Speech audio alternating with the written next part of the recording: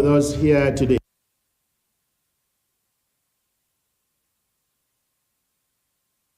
Those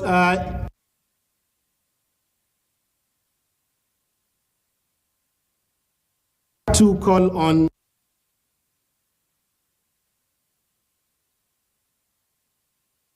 Haji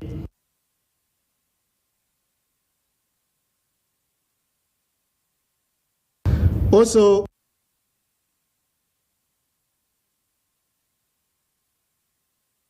those please.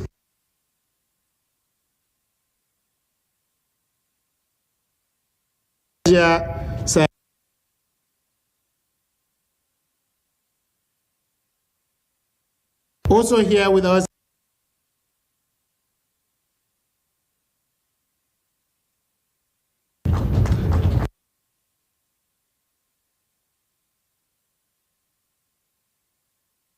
Santiago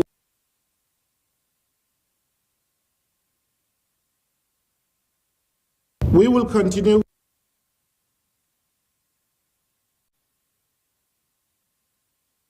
but we will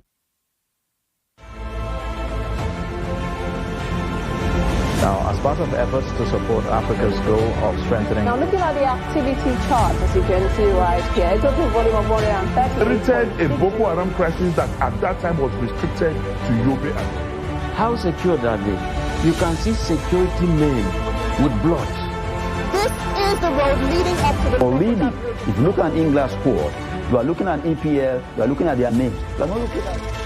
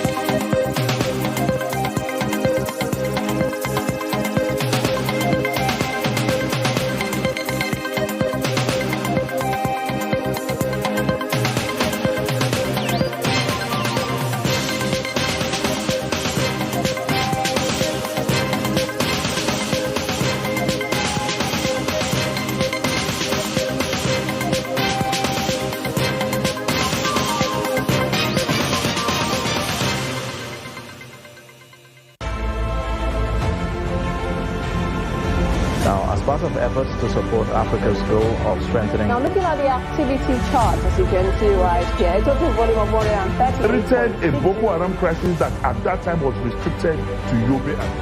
How secure are they? You can see security men with blood. This is the road leading up to the... Already, if you look at English squad, you are looking at EPL, you are looking at their names. You are not looking at...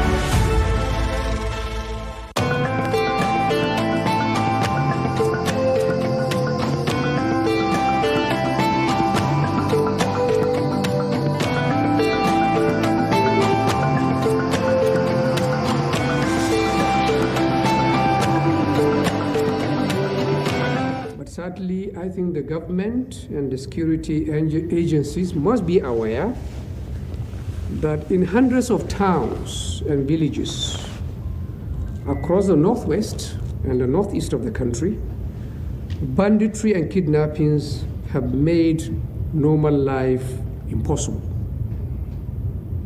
So it remains to be seen whether people faced with such existential threats can patiently queue up to exercise their civic duty. I told my colleagues in the media trust of something that I personally sort of learned a few weeks ago. I was in Katsina during the December holiday, and I visited a district head, a traditional ruler who sort of is the chief of a sizable town somewhere in Katsina. And I was in his sitting room and I could hear commotion in his compound, which surprised me because I've been there before. And he said to me, well, sorry about the noise. What is happening is that I have 100 people in my house now. because he himself and a lot of the people moved. They relocated to Katsina, which is fairly safe, the main town, from where he's actually, so he's no more a district head effectively. And he said to me that those who haven't moved to safer places, at night, they have to look for trees or hills or some other places like that to hide. And he said the biggest indignity for most of those people is that they don't even know where their wives will sleep. So everybody will scramble. Women will go and find somewhere where they can. And the men will go and hide in, wherever they can sometimes. So you have to wonder in such situations, and this is fairly widespread in many places, Niger, Katsina, Kaduna, Zamfara, parts of Sokoto, and of course the Northeast, which we have forgotten a little bit that Boko Haram and ISWAP is still there. But those who monitor these things are well aware of the situation. Now in the Southeast, violent agitation by IPOP, and funny enough, we don't even dare call it by its name. We all pretend, including the media. There are some unknown gunmen. We know the gunmen. We know their agenda. We know that this violence is direct against the police, INS facilities, and personnel. And this might put off whole communities from voting. This deliberate disenfranchisement will feed into the separatist agenda and become self-fulfilling prophecy. When you add this to the online and offline political vitriol, the dirty tricks campaign, and the dirtier money making the rounds, even though they are now trying to clean the money by making us change to new ones. It is hard to envisage an uncontested electoral outcome. But I know what my friend Jubo will say, so we must all grit our teeth and do our duty. And indeed, if all the citizens of this country ignore the provocations, Nigeria could be the ultimate winner at the polls. So it is obviously in our collective interest to give this poor yet rich country another chance to rise from the ashes. The dialogue is our little contribution to this effort. We are gratified to have a man who personifies peace, Cardinal John Onaikan, to chair this occasion. I think you all know him. First Archbishop of Abuja Diocese, former President of the Christian Association of Nigeria, former President of the Catholic Bishops' Conference, winner of the Pax Christi International Peace Award 2012, retired from the Catholic Church since 2019, but still in active service as a member of the National Peace Committee. I think that few will remember, as the moderator said, that the Royal Father of the Day, His Highness Al-Haji Ismail Mohammed, was once an editor of a national newspaper. But for us, the dwindling number of his contemporaries still in the profession, he does not allow us to forget. So whenever the Daily Trust gets something wrong, which we often do, we are bound to hear an earful from him. I think we are also particularly lucky with this year's panel of experts. I think we've been told about Mrs. Ibukun Abiodun Awosika, businesswoman, motivational speaker, author of books, I think 3, by my last count, maybe there has been another. But I think she's not all words, as you all heard, being the first woman actually to chair the board of the First Bank of Nigeria. I think we also know very well Professor Jibrin Ibrahim, who spent many years in the Department of Political Science of Ahmadu Bello University. He then embarked on a second career as a public intellectual, doing research, advocacy, capacity building. I was tempted to add including his own. Dr. Yetunde Anibaba, the third speaker, or the third member of the panel, occupied many positions in information technology and human resource management. These days, he teaches at the Lagos Business School. And Eugene Enahoro, who has been introduced, just one look of him, you know he's a chief of, you know which old block. In addition to running his own engineering consultancy, he dabbles in politics and public affairs. He has been a member of the Daily Trust editorial board since 2011, where he writes a weekly column. So this is our stellar lineup for the 2023 dialogue. I should add that we made some spirited effort to bring the leading presidential candidates live to this event.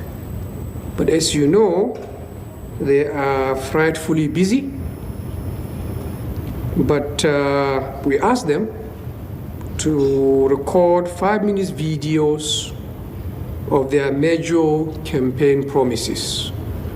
And I think this will be shown to us as additional background to the panel discussion. My hope is that what we learn today will prepare us for the twists and turns of the next few weeks. For it is clear to me that there are more desperados than Democrats in Nigerian politics. This is the time for sober reflection. Then we have to live for 4 or 8 years with the choices we make. Thank you very much, and happy elections.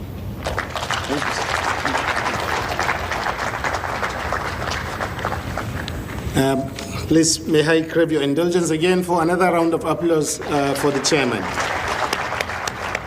Thank you. So at this point, I would like to invite the United States Ambassador to Nigeria, Her Excellency Marybeth Leonard, to give a brief speech. Thank you.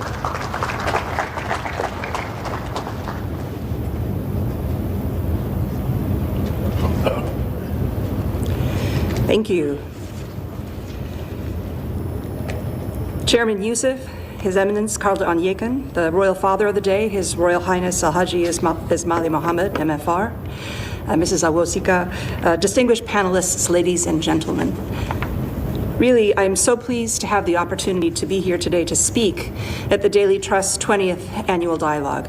I have such high regard for the Daily Trust's reporting and for your contribution to public information and debate in this wonderful country. I want to start by clearly expressing the U.S. government's view on the important elections that are our focus today. The United States supports transparent and credible elections that reflect the will of the people in a process that is conducted peacefully. The 2023 elections are a pivotal opportunity for Nigeria, Africa's most populous country and its largest economy, to solidify its place as a democratic leader in Africa. We favor no candidate. We favor that open, transparent, and peaceful process. Elections are the foundation of democracy and the basis for the legitimate transfer of power. But I think it is valuable for us to all reflect on the fact that since 1999, Nigerian voters have successfully exercised their democratic power 6 times to determine the country's next leader. For more than 2 decades, Nigeria has demonstrated to Africa and the entire world its strong commitment to peaceful, credible, and transparent elections. At a time when many places in West Africa are challenging things like term limits and democratic processes, for Nigeria, these rules of the democratic game are deeply internalized and accepted. President Biden and Vice President Harris are personally committed to strengthening democracy in the United States and around the world. At the invitation of the Nigerian government, the Biden administration is advancing our long-standing partnership with INEC and Nigerian civil society organizations. And through USAID, the U.S. is providing nearly $45 million in elections-related support in Nigeria. The United States has full confidence in INEC and its ability to organize and conduct credible and transparent elections. We saw INEC's capabilities on display during successfully concluded off-cycle elections in Ekiti and Osun, and we look forward to seeing that success extended nationwide during the February and March general elections. Our confidence stems in part from the signing of the Electoral Act of 2022. This key legislation strengthened Nigeria's electoral systems, for example, through the use of the BVAS for voter accreditation and the electronic transmission of results. These are proven methods to improve transparency and drastically reduce the potential for vote tampering. The media also has a vital role to ensure that Nigerian voters have accurate news and facts before, during, and after elections. Recently, our U.S. Embassy collaborated with the West Africa Broadcast and Media Academy and the Enugu Literacy Society to launch Project Fact Check Nigeria to train more than 170 radio hosts, producers, and reporters on stopping the spread of misinformation. And over a 6-month span last year, we partnered with the Nigeria Guild of Editors by inviting U.S. media experts and facilitating town hall meetings and workshops in Lagos, Kano, Yola, Abuja, Enugu, and Port Harcourt. We also engaged with journalists and activists from Yobe, Borno, Adamawa, Zamfara, and Katsina on how to identify, investigate, and report instances of misinformation. The National Peace Committee plays an important role in strengthening Nigerian democracy when it encouraged the country's 18 political parties to sign the peace accord on September 29th. I was among the many observers who were reassured to see the parties pledge to run peaceful campaigns without violence or hate rhetoric. As Election Day nears, we urge those political parties to adhere to their peace commitment and the September 2022 pledge. The candidates will soon have another opportunity to affirm their commitment to the democratic process by signing the pre-election day peace accord and accepting the results of the February 25 election. The United States stands firm with Nigerian voters' demand and desire for complete transparency and electoral integrity. Individuals who undercut or undermine the democratic process in any way, including through intimidation and violence, may be found ineligible for visas to travel to the United States. We have taken steps in the past to impose U.S. visa restrictions against those complicit in undermining the electoral process, and you may have seen that Secretary Blinken announced just yesterday that we have identified specific individuals for such past actions. We will similarly deny or cancel visas for those who try to undermine the upcoming elections. Now, visa records are confidential, so we can't and don't announce the identities of those subject to visa sanctions, but I can tell you that I am personally aware of people whose travel to the U.S. was blocked on these grounds. We look to all Nigerians to speak out against the use of violence or inflammatory rhetoric. Politicians and candidates have every right to challenge their opponent's stance on issues, but the use of inflammatory rhetoric, intimidation, and irresponsible incitements to violence are extremely harmful to the country and to public faith in elections. it is also essential that candidates and their parties do not make brash predictions of victory or instantly claim fraud if they lose at the ballot box. Candidates and parties that seek to run for public office must accept one fundamental truth: losing is always possible. And if a candidate is not willing to accept the possibility that he or she might be defeated, then they probably should not have been running for office in the first place. There is no true, thank you, there is no true democratic election in which the outcome is foretold. In the US, for example, we have seen numerous contests in which a particular candidate seemed certain to win based on popular opinion or pre-election voting data, polling data, only for the votes to prove otherwise. In many political races, voting outcomes are really tough to predict, and the very unexpected can happen on election day. Everyone needs to remember that the only polls that really matter are the ones that INEC will count in late February and in March. Thanks. President Biden remarked at the December 2021 Summit for Democracy that democracy is hard and must be renewed at every step. As members of a global community for democracy, we are invested in supporting, reaffirm our shared commitments, and we must learn from one another. Thank you so very much.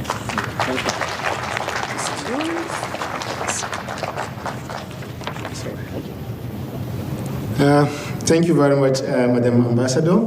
I think two key insights we can draw from the chairman's remarks, but also the ambassador's speech, are that one, our democracy seems to have more desperados than Democrats, as our chairman said, which many Nigerians can actually agree with. And then we have a deluge of misinformation on our hands in a volatile political environment, as the chairman described. And then again, you have a situation where some people are already counting their eggs even before they are hatched. But let us all remember that the only votes that matter, the only counts that matter, are that which will be declared by INEC on election day. Thank you very much. So at this point, I would like to introduce a few more guests before we go on to the next part of the program. We have here two former governors. We have the former governor of Katsina State, His Excellency Ibrahim Shema. Please, a round of applause for him. We also have here the national chairman, New Nigerian People's Party, which is one of the leading parties in this election. Ladies and gentlemen, I welcome Professor Rufai Ahmad Al-Ghali, please. We also have here someone who's been a friend of Media Trust all the time, Director of Publicity and Northern Elders Forum of the Northern Elders Forum, Dr. Hakim Baba Ahmad. Please, a round of applause for him, ladies and gentlemen. Sitting very close to him also is former Minister of Defense, Malam Lawal Batagara. You're welcome, sir. Thank you. Also sitting just across from, after him as well, is Nigeria's former ambassador to Sudan and a one-time ambassador to several countries. So I would say a career friend to our lady ambassador here, Ambassador Dahiru Suleiman. Ladies and gentlemen, a round of applause for him. Also, we have the chairman, North Central People's Congress, Mr. Gabriel Aduku, here with us. Please, a round of applause for him. Thank you very much. So, as our chairman said, we had tried to get the candidates to be here to speak about their policies and their manifestos so that we will look at them. But really, the critical thing about this event today is not just what the candidates in the election will be saying. They've been speaking around in the country and some places even outside of the country. We are here to actually make sense of all that they have been saying, to interrogate, to question, to try to interpret and make meaning out of all the plans that they have in Nigeria.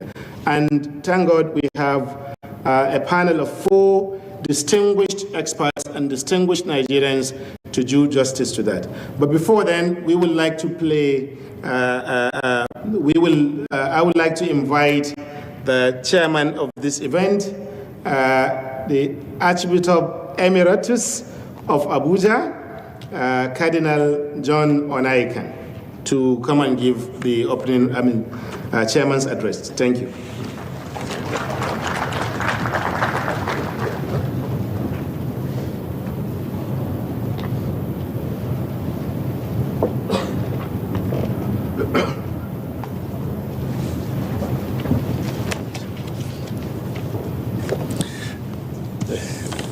There are a few chairmen here, I can see.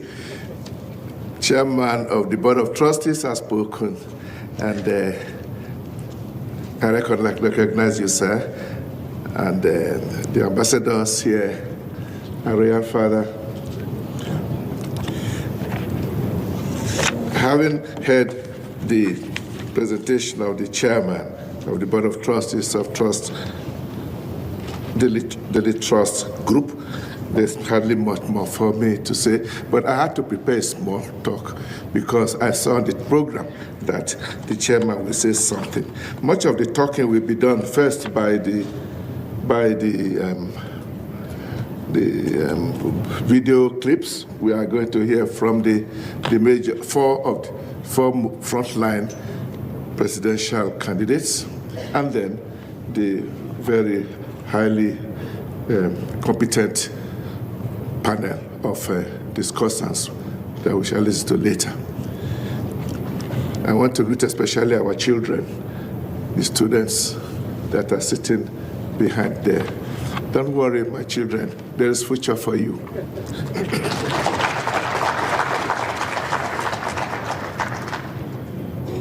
Oh, may I please remark that, Mr. Chairman, I have not retired from the Catholic Church.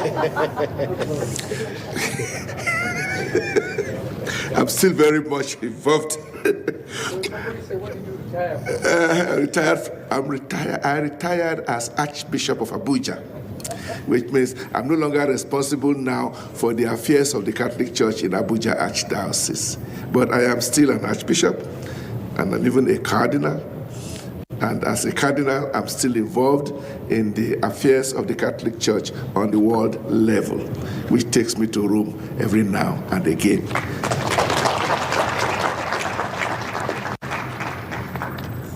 Thanks for the opportunity to clarify it. I'm sure in my mind that the major issue in the minds right now of most Nigerians, not just those of us here, of most Nigerians, at home and abroad, is the forthcoming February-March 2023 general elections. And the key issue is whether this election will bring about a meaningful change for the better for our nation. Change, but change for the better. A relatively small group of professional political elite have been running the affairs of the nation, mainly freely between two major political parties with no specific ideological identity, but mainly structures for capturing power for rather selfish personal and group interests. If things are to change for the better, it cannot be business as usual. There is need for a drastic change of orientation, especially in the concept and practice of political power, characterized by politics as sincere and honest service of the common good, and not as ways and means of capturing power for self-interest. Such a change will come from two by no means mutually exclusive directions. One, a total change of heart by our professional political elite Some say you need a miracle for that to happen. But as a man of God, I believe in miracles. And I'm praying that it will happen. The second direction, a new group of concerned elite citizens ready to drive the new agenda of politics for service, and ready also to pay the cost of involvement. Will the forthcoming elections bring this about? That is the question to interrogate. Can we hope that the 2023 elections will not be business as usual? An attitude that has not been moving the nation any way forward?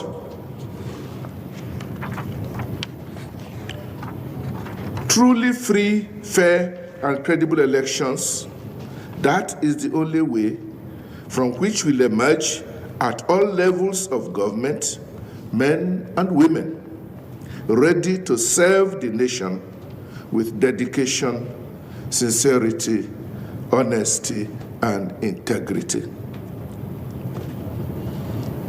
We are witnessing a great change already in the heightened number of citizens now interested in the election.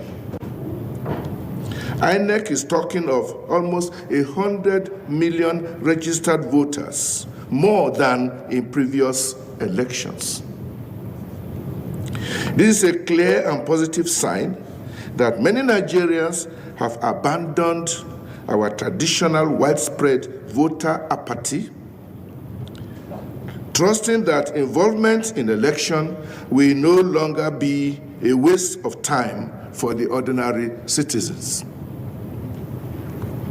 Can we expect these millions of new voters to insist on a free and fair election and reject and refuse to settle for any rigged elections, and do that peacefully, without violence, but with determination? Let our usual professional rigors across all parties, both within and outside of government, be put on strong notice that this time around it will not be business as usual. This is not a threat. Rather, it is a sincere warning. And let those who have ears, please listen. Thank you very much.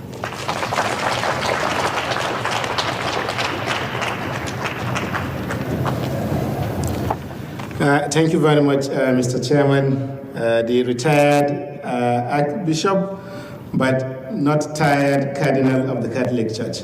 Please, a round of applause for him once again.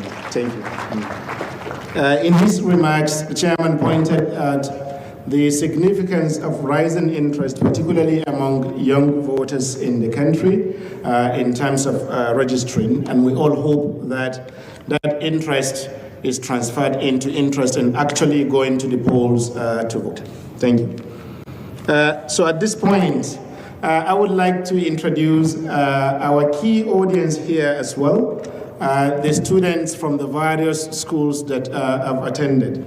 We thought that this program is always for the future, and they represent the future of Nigeria. So I would like to welcome the students and staff of the Lead British International School, Shining Star Group of Schools, Intelligent Quotient Academy, Bayes University, and Nile University. Thank you very much for welcoming this event.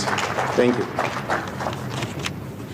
So at this point, we will go on to look at the short clips of videos by each of these candidates, which is a sort of background, a preamble to the panel discussion. But like I said earlier, the meat is in the panel discussion, the interrogation of the 2023 presidential agenda by our panelists.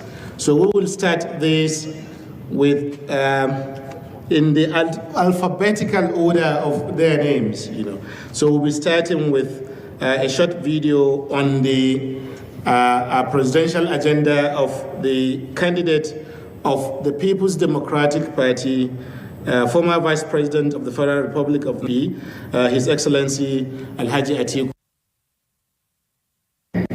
Please, thank you.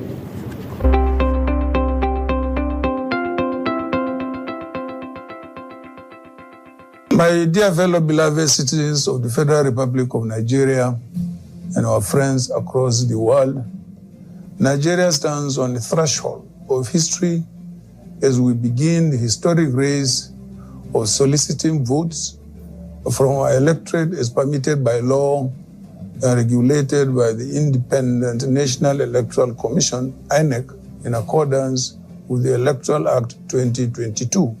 My fellow compatriots, you and I agree, like a vast majority of Nigerians, that our country has dipped below all known standards in social, economic, and political benchmarks.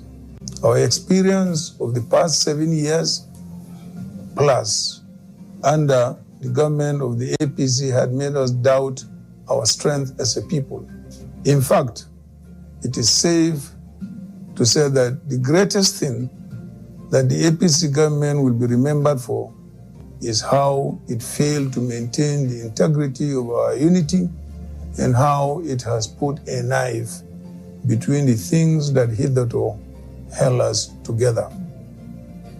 As the flag bearer of the People's Democratic Party, PDP, powered by the accumulated cognate experience in leadership in the public service and in business from the private sector, spanning several years, I come with very strong determination and commitment to rescue Nigeria, unify her people, and rebuild the now broken bridges of brotherhood which our founding fathers labored to erect. There is good news. The Nigerian people are excellent supporters and team players in a leadership environment that is open, friendly, and merit-based. We have the will and determination not only to promote the pursuit of happiness, but also the actual attainment of happiness and the good life in an egalitarian society. These hallmarks of our civilization require that we restructure Nigeria in every facet of endeavor, open up the democratic space, and mobilize our collective energies towards full-scale economic production. After all, the most important productive forces of history are economic. There is over-concentration of power in the federal government with multiple duplication of public agencies leading to the creation of parallel bureaucracies. The federating units shall benefit from the devolution of powers to increase their productive capacity for synergy and collaboration with each other and the corporate world, as well as create sustainability and employment for our teeming population. The organized private sector must be encouraged to lead the charge in the production process while the government acts as enabler and incentive provider in a conducive environment of doing business. The current disorder must yield place to a new order where the government will provide the policy and regulatory framework while the private sector will be well motivated to get on unabated with the business of business. We cannot undertake this difficult but necessary journey for reformation without a roadmap. My policy agenda, which is encapsulated in the Unity Seed proposal, is the action plan that our administration will pursue in rescuing this country if I am elected president. Is to unify Nigeria by ensuring that we build a political and social process that accommodates all and leaves no one behind. To this end, the first direction that our administration will take is to reinvent the principle of government of national unity, which will make our administration reflect the peculiar agitations of our people. For me, therefore, the upcoming election is not a winner-takes-all exercise. To the contrary, an atmosphere that makes all Nigerians take ownership of government and governance, the drive to achieve national unity becomes easier. And with our unity restored, it becomes easier to approach the other challenges of security, economy, education, and devolution of powers.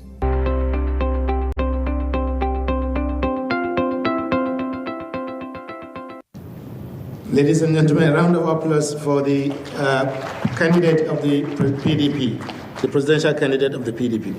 Next, in our menu of video clips today is former governor of Lagos State and presidential candidate of the All Progressive Congress, His Excellency Bola Ahmed Tinubu.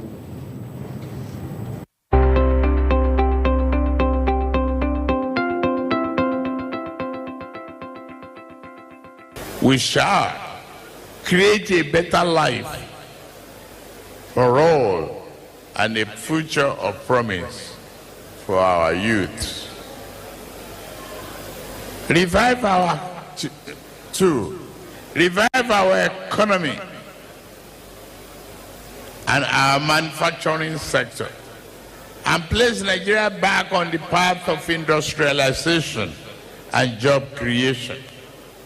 We shall manufacture, produce and market increased qualities of the essential goods and services we require. And Nigeria shall be known as a nation of producers, creators, not just a consumer.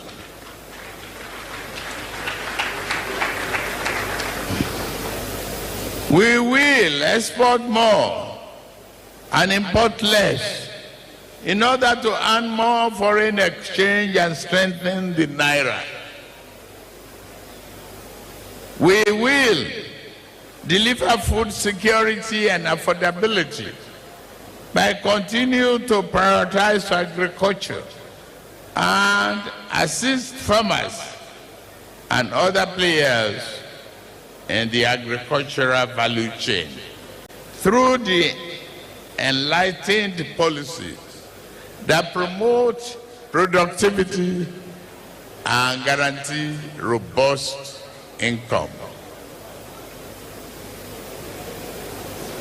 We will modernize and expand public infrastructure to stimulate economic growth at an optimal rate.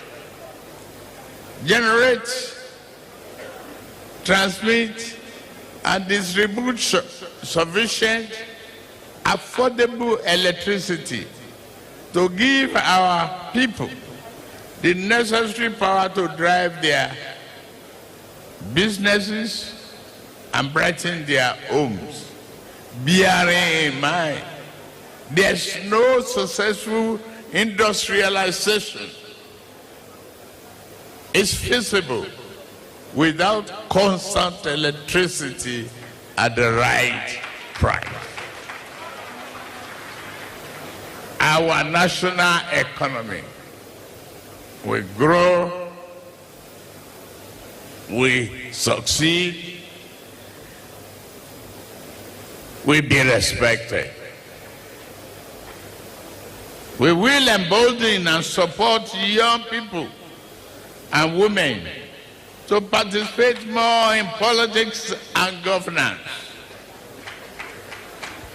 Harnessing emerging sectors such as digital economy, entertainment, tourism, sport to build our today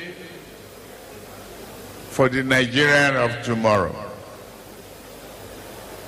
We will train and give economic opportunities to people with disability, the poor, and the vulnerable. We seek a Nigeria where no parent is compelled to send a child to bed hungry, worried whether tomorrow shall bring food. We assure you there will be plenty of food to feed your children. We will make affordable health care education, and housing accessible for all. And most importantly, we will lead and deliver bold and assertive security measures to enable a strong yet adaptive national security architecture that will obliterate terror, kidnapping, banditry, and violent crimes from the face of our nation.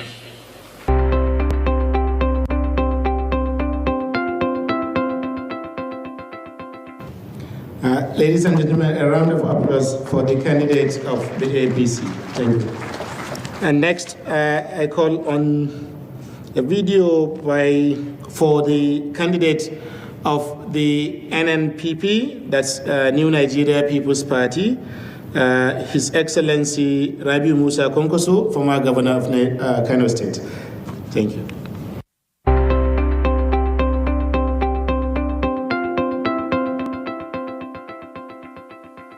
We believe is that there are so many things that the military can do, especially after the necessary operations to ensure peace and stability in this country.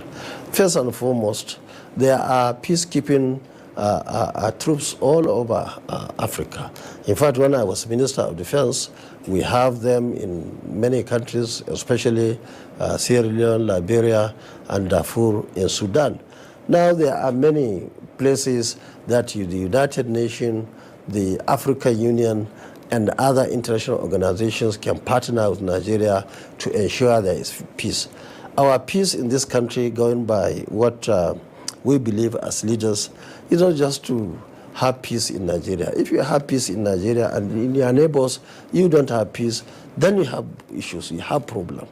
And that was why we were even looking beyond the peace, local peace in this country. There are many things. As we are going into the field, of course we'll invite anybody who thinks has been wronged by either government or by any other person. Sit down and dialogue.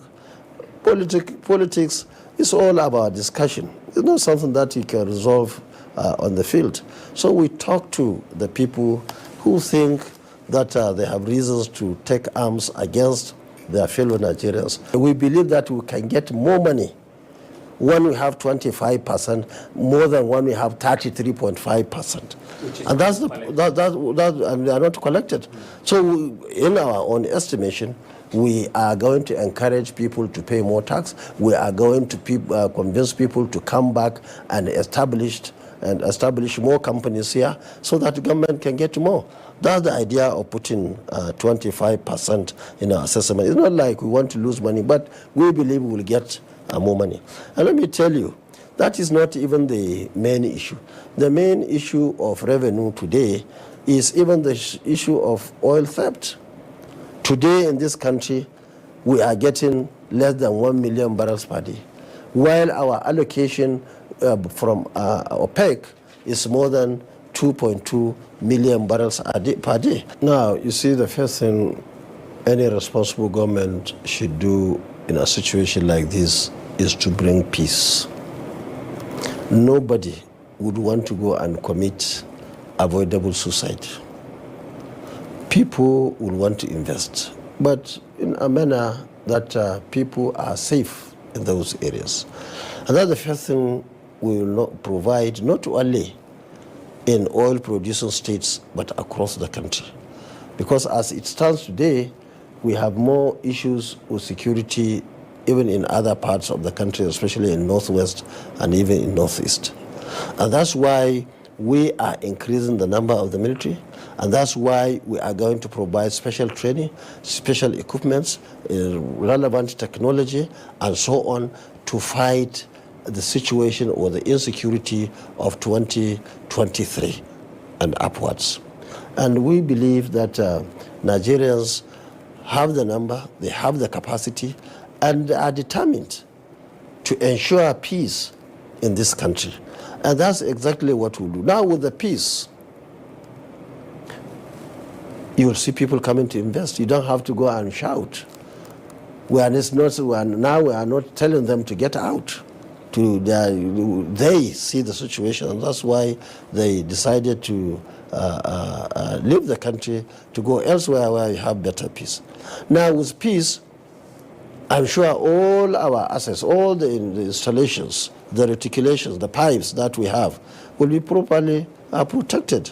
Of course, those who are stealing the oil, if they still want to do legitimate business, we'll encourage them to do legitimate business. We'll encourage them to buy modular refineries to do the oil business that they are doing.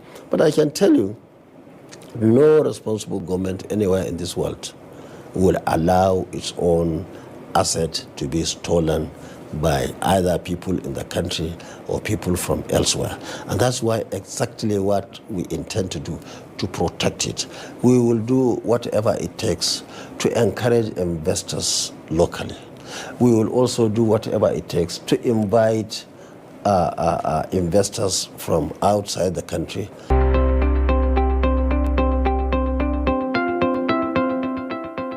Ladies and gentlemen, that was the presidential candidate of the NNPP, Engineer Rabiu Musa Konkoso. Please, a round of applause for him once again. Our final candidate is His Excellency, former Governor of Anambra State and presidential candidate of Labour Party, Mr. Peter Obi.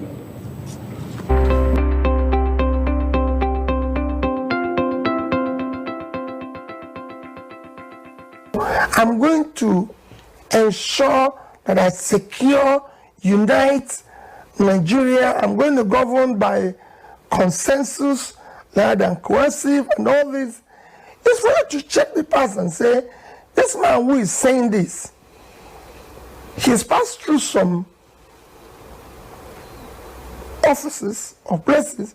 Can we check what he did while he was there? The number one priority today in Nigeria is the issue of security.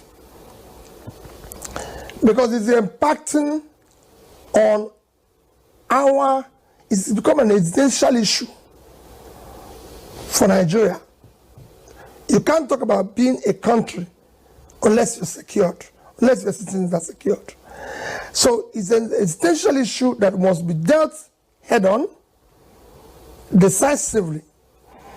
It's also something that if you deal with today, you can deal with your inflation. Because the worst part of inflation we're experiencing today is food inflation. So if you secure the country, your farmers will go back, they will produce more, and the food inflation will come down. We have to immediately review and restructure the entire security architecture. Make it responsive and responsible. Responsive is that they will deal with issues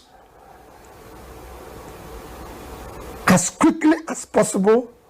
Responsible is that somebody is in charge, and if he's not doing it, don't wait. The person will go. I move the country from consumption to production. What I mean by that is that I want to see people wealth with enterprise. So if you say you're wealthy, there must be something you're doing to do this. When I talk about consumption to production, is look at the vast land we have in the north. That is the most important physical assets of the country today. If you cultivate all that vast land, we will feed ourselves, we will export. That vast land can change Nigeria. But it's for the people to look at the past years. What brought us to where we are today is cumulative effect of leadership failure over the years by the same people who are elected, by the same people who are in office today. So we're talking about the structure that have kept us where we are, the structure that have produced the highest number of people in poverty in any country, the structure that have produced the highest number of out-of-school children, the structure that have made the country one of the most corrupt countries in the world, the culture that has made it one of the most insecure places in the world, the structure that have brought about highest youth unemployment in the world, the structure that have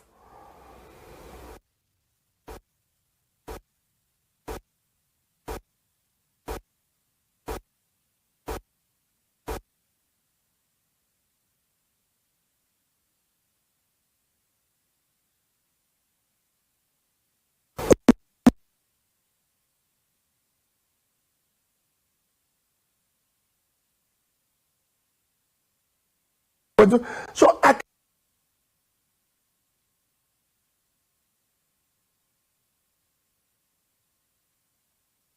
is the structure we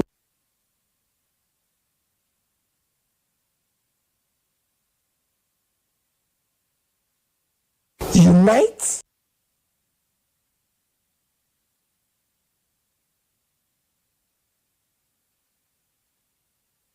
We will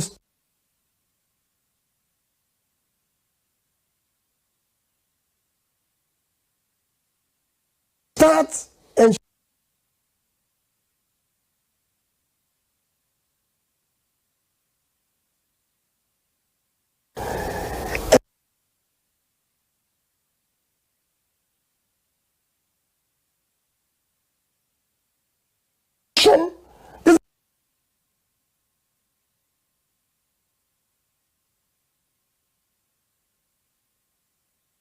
the world of today has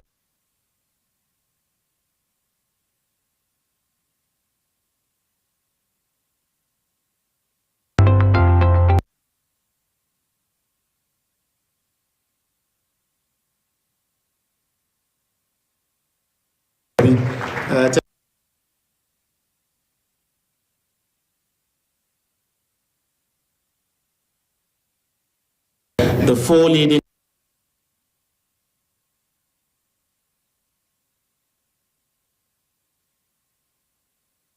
part of this program.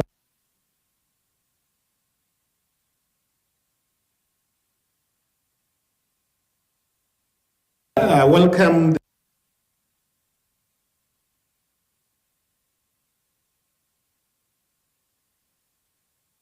as well.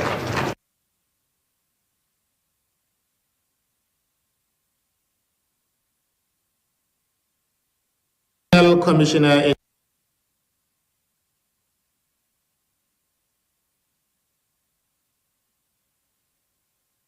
familiar with him.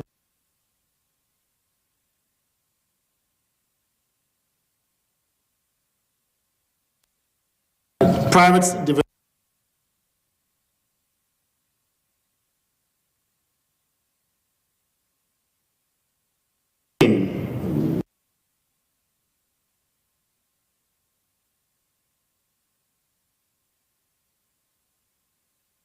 Once again,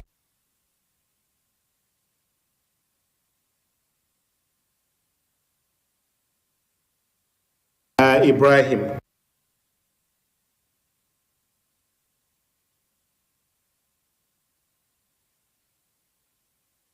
The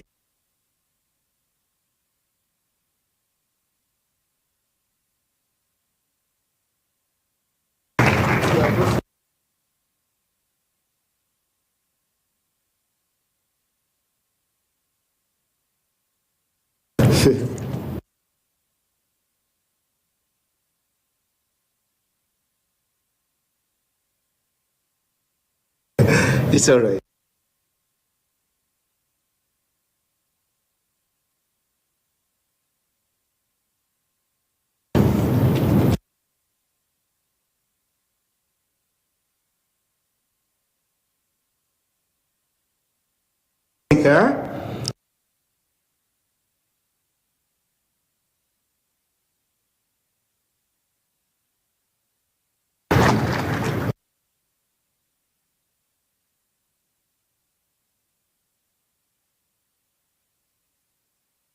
Who is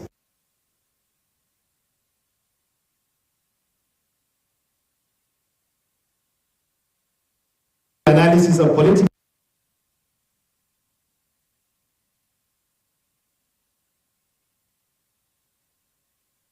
Panelist.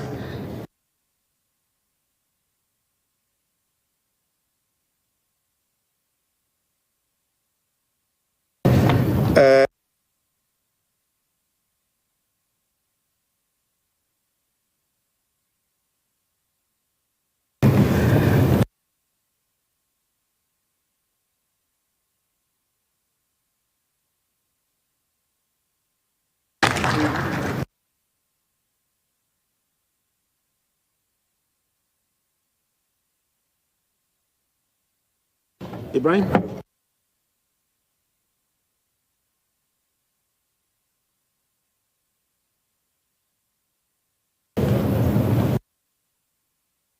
Daily Trust presents 20th Daily Trust Dialogue. Theme: Interrogating the 2023 Presidential Agenda. Panelists: Mrs. Ibukun Awoshika, former Chairman, First Bank of Nigeria.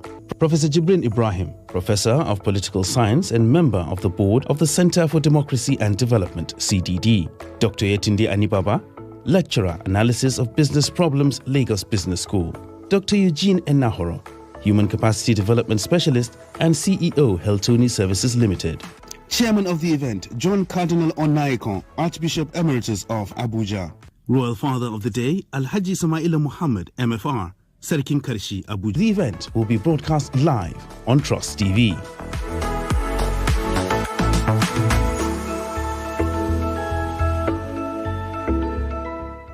Daily Trust presents 20th Daily Trust Dialogue. Theme: Interrogating the 2023 Presidential Agenda. Panelists: Mrs. Ibukun Awoshika, former Chairman, First Bank of Nigeria. Professor Jibrin Ibrahim, Professor of Political Science and member of the Board of the Center for Democracy and Development, CDD. Dr. Yetunde Anibaba, Lecturer, Analysis of Business Problems, Lagos Business School. Dr. Eugene Enahoro, Human Capacity Development Specialist and CEO, Heltoni Services Limited. Chairman of the event, John Cardinal Onaikon, Archbishop Emeritus of Abuja. Royal Father of the Day, Alhaji Samaila Muhammad, MFR, Sarkin Karshi, Abuja. The event will be broadcast live on Trust TV.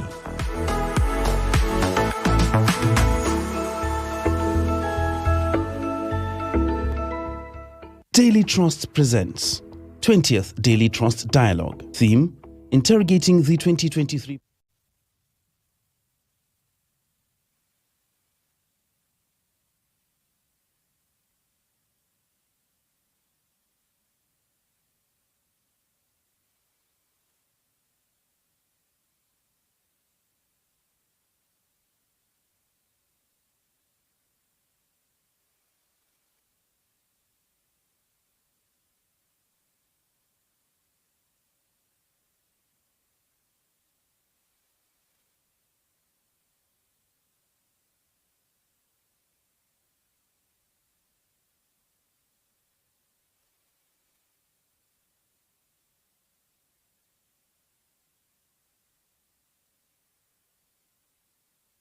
Technically.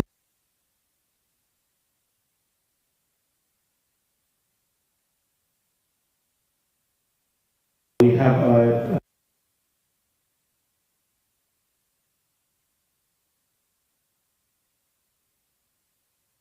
in the advanced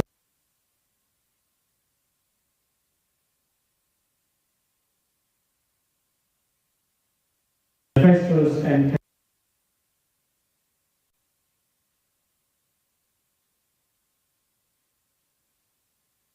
what all of this means.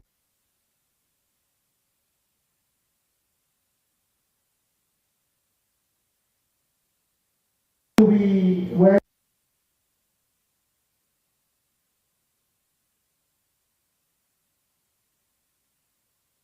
significant policy.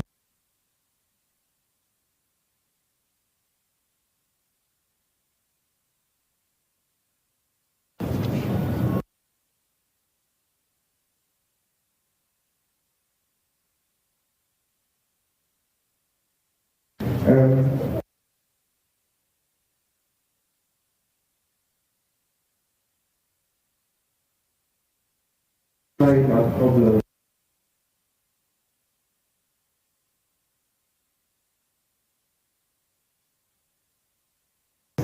Running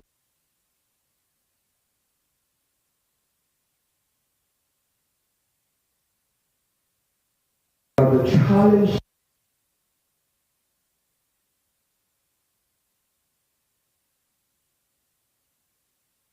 something that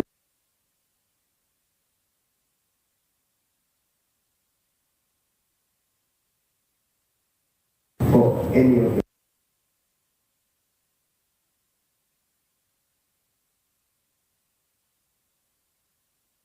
Within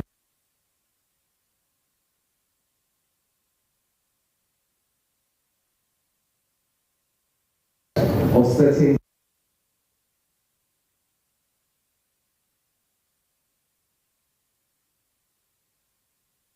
possible for them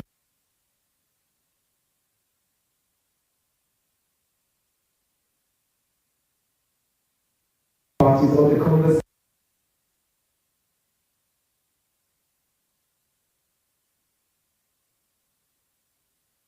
are not going to go away.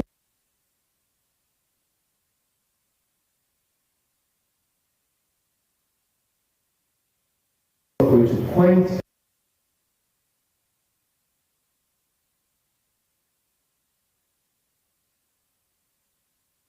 young Nigeria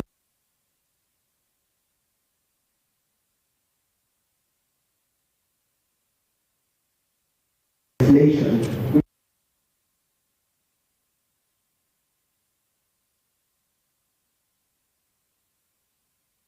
in food inflation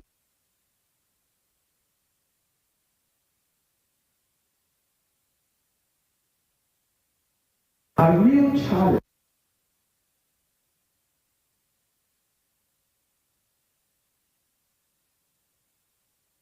Intentional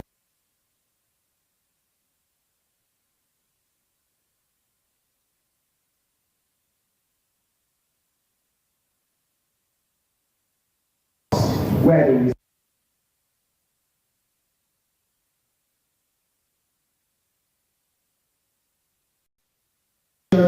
that's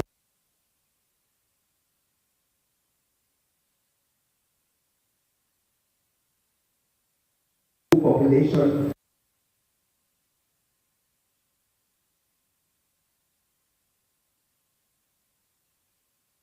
develop a system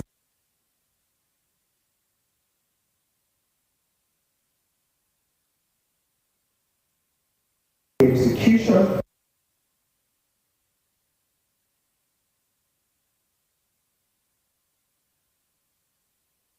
tell us what you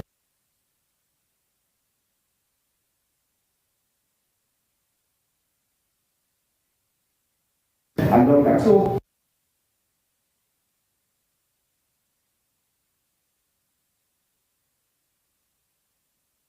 demand enough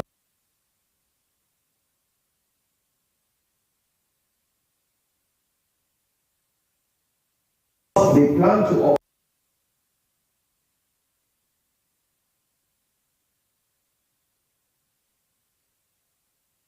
do the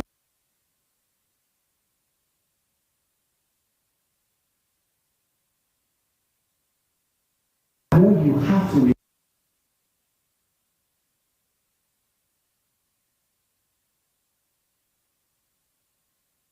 frankly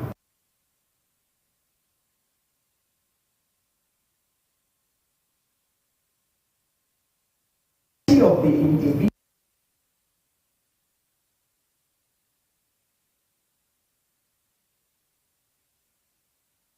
that we need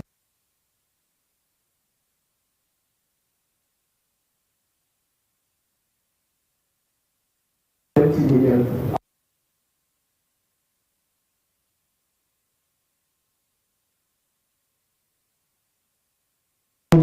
And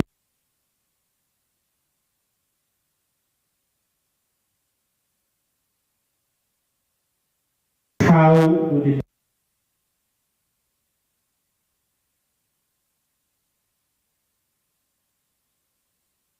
been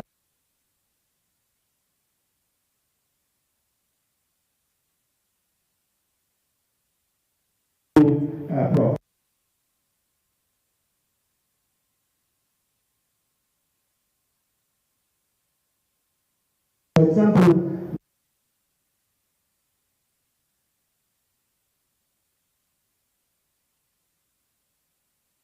be expected to be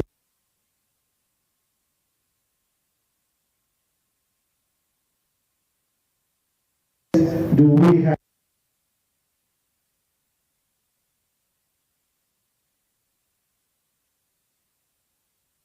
idea?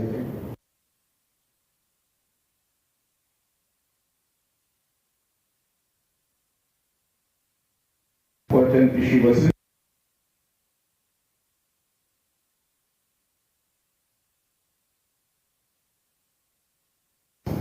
the next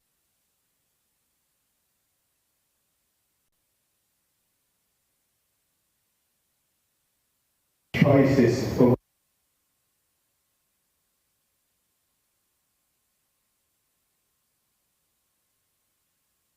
section talks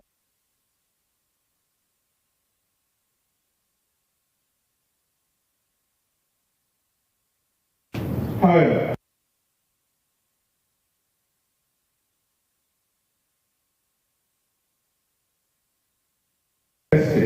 on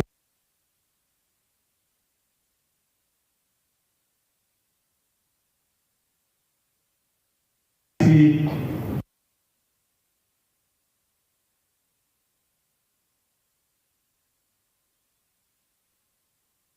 although I'm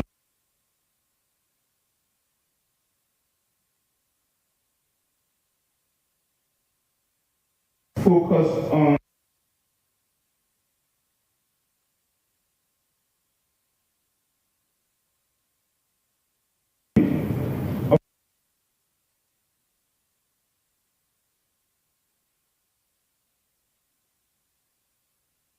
then you have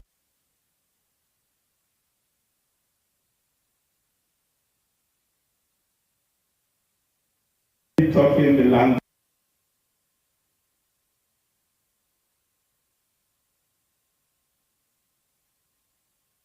Republic of Nigeria.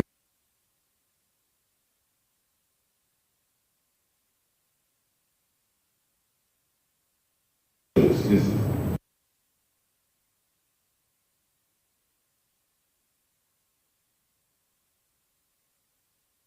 high quality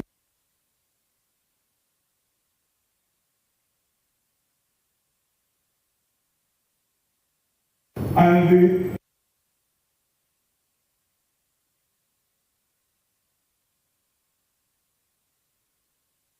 the Jonathan region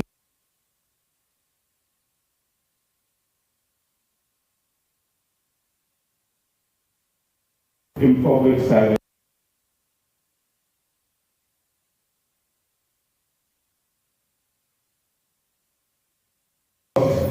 on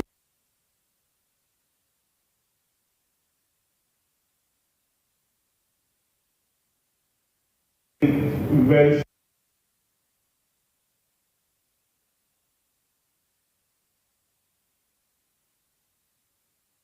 which of these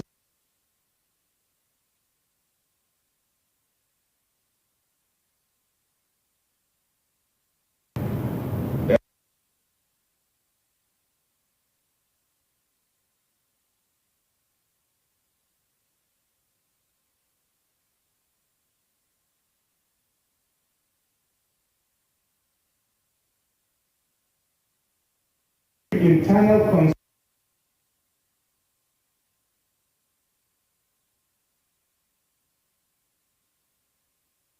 should you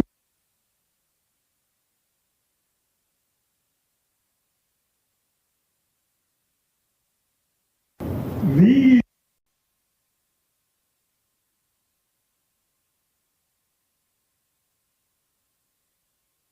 that face the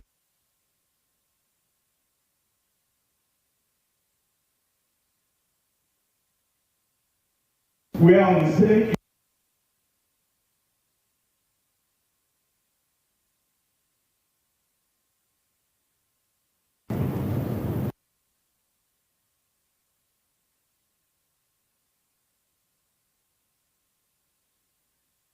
done is 8 years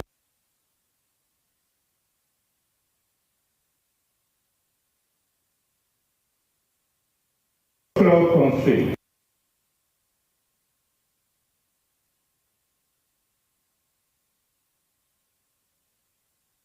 is very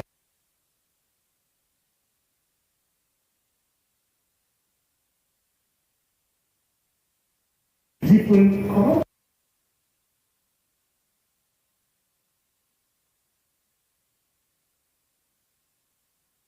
A public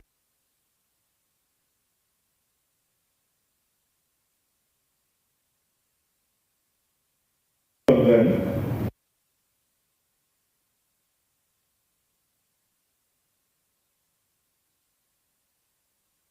Most of these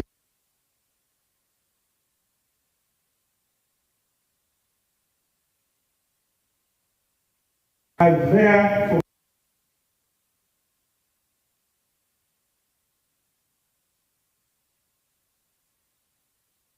who have their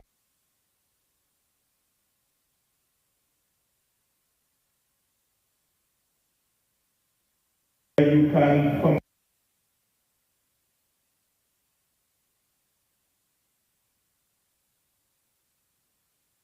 candidates.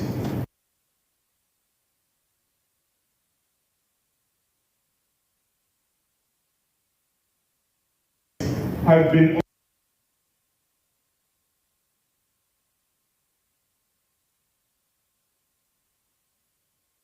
engaging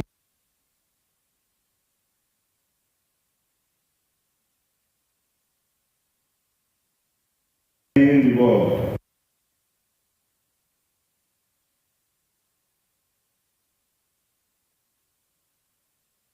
Dealing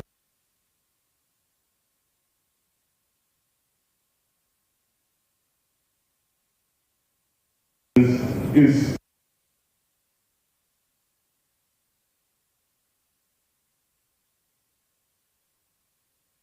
and based on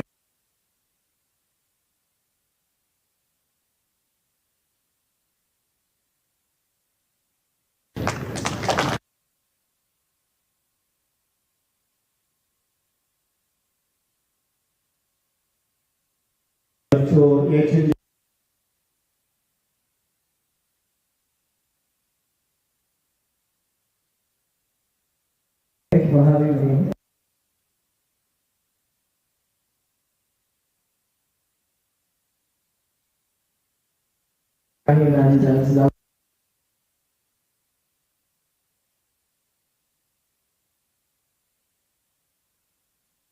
Nothing.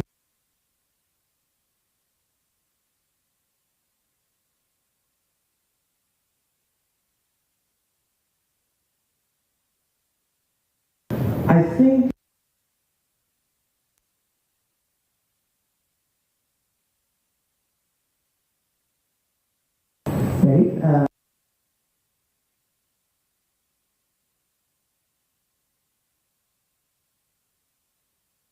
insanely people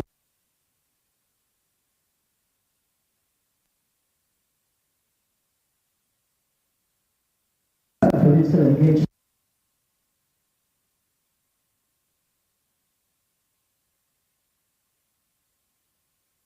Peradventure.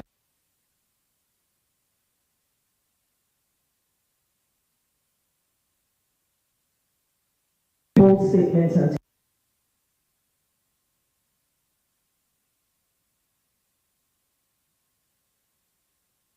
not for nobody.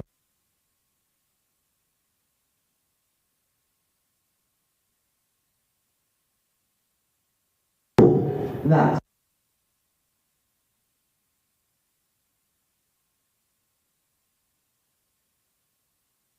excellently written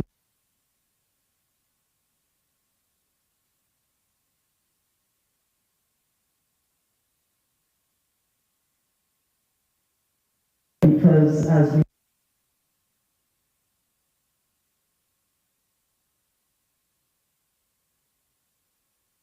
and all of that.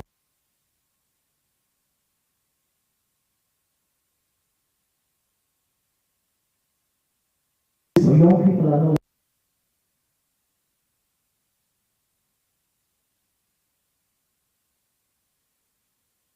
piece of paper, but just understanding of the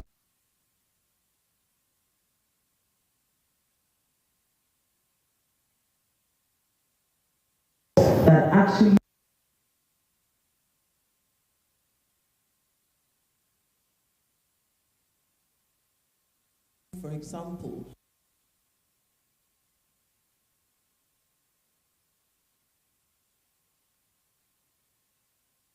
that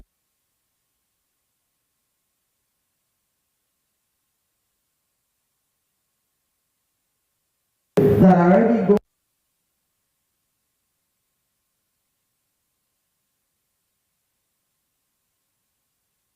to inspire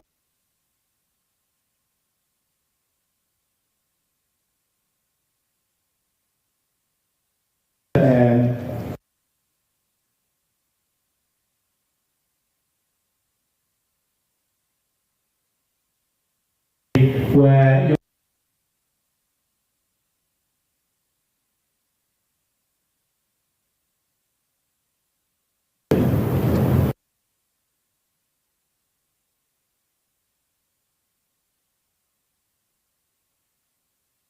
engineering,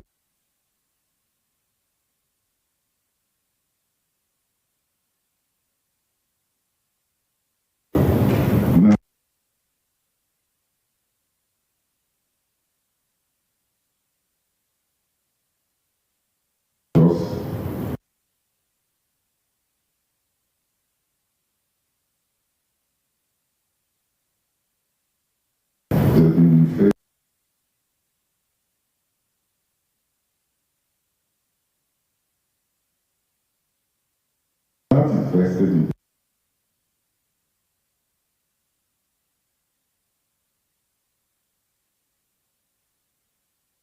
is way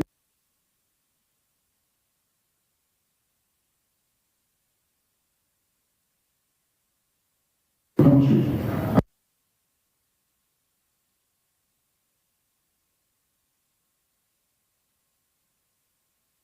I will do what I will do.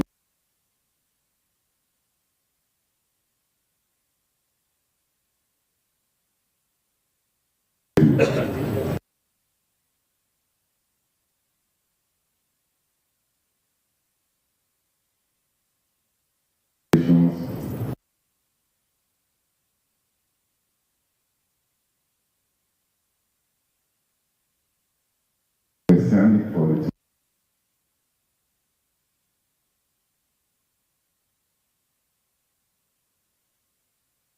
What they all telling us.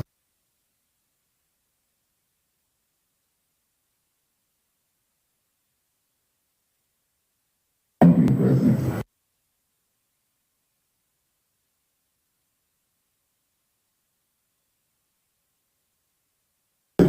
That's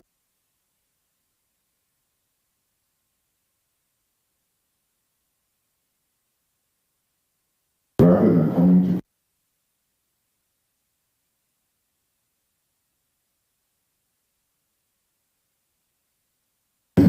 you are just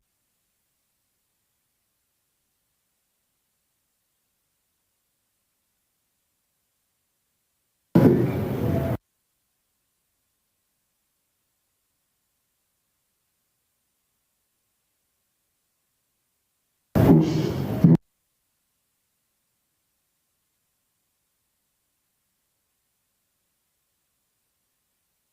The National Assembly.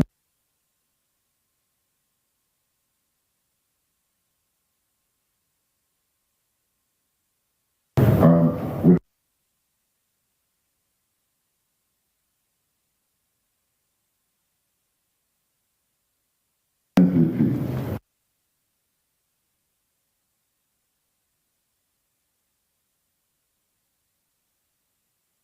insights.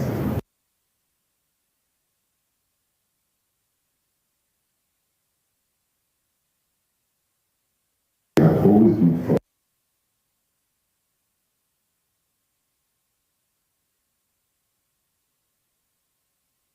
that these people do.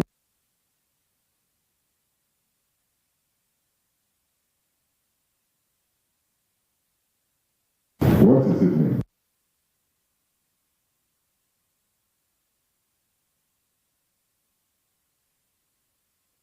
Concentrate solely on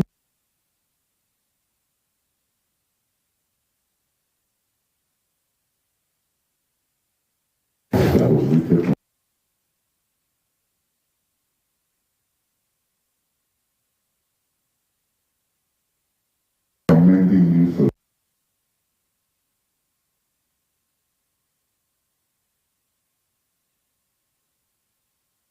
rather than make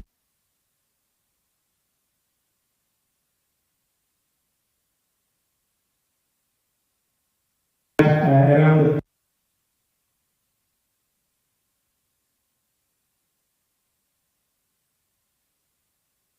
panelists once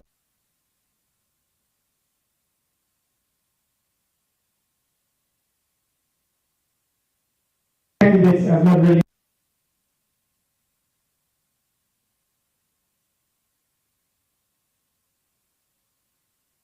they're going to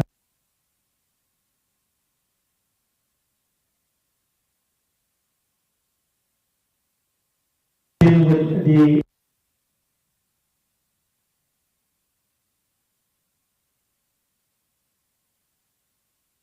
to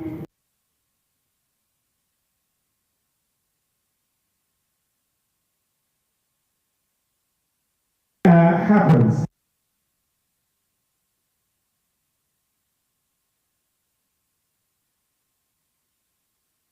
They cannot fulfill.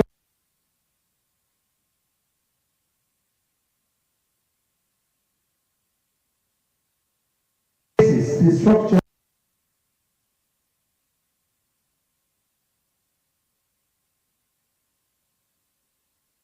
those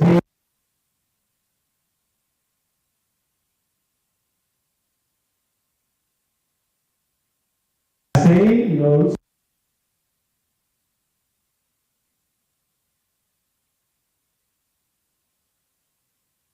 the restructuring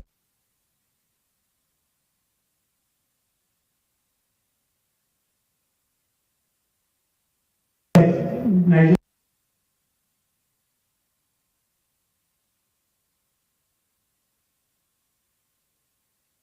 structure, you have to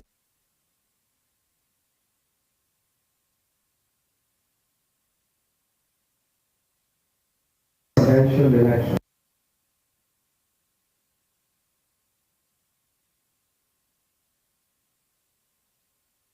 That's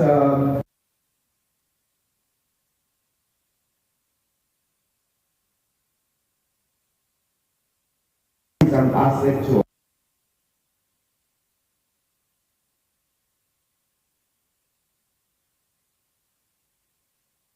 we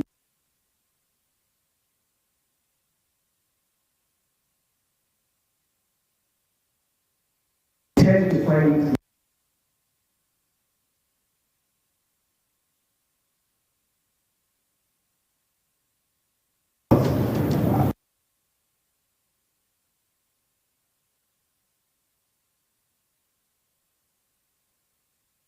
are political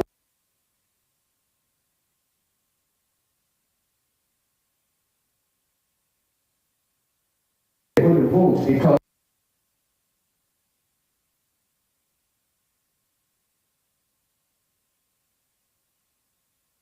you know I'm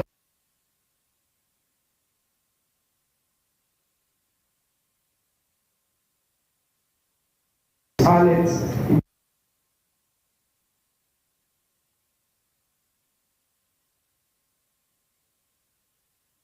across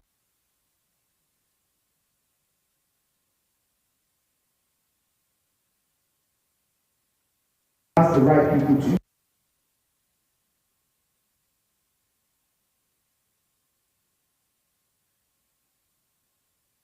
from the process.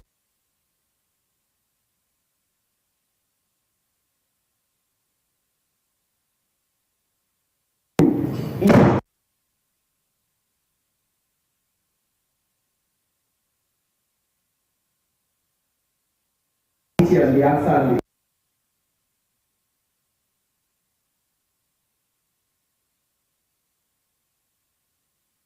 the best candidate.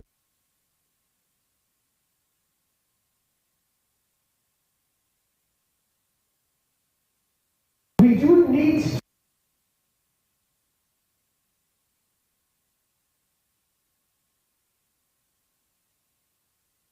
who have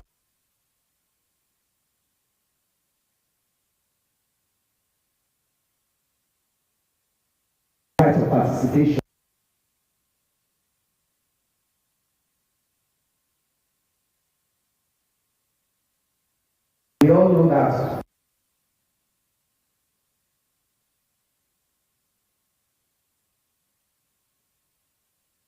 decide that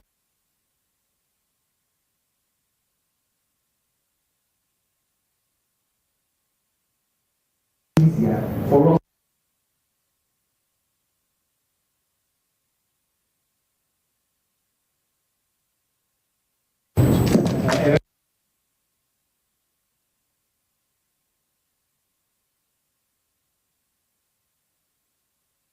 Why is it?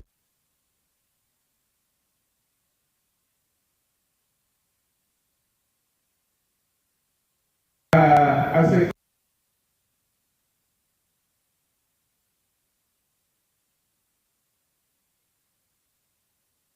and I was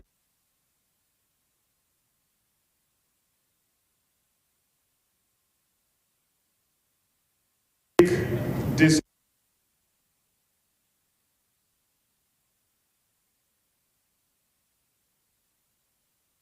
solved.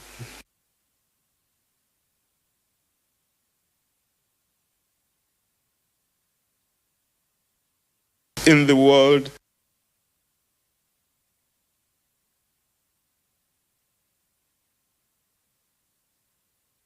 very few.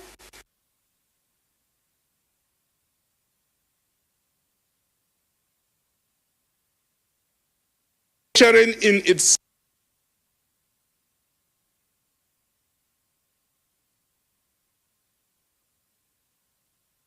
second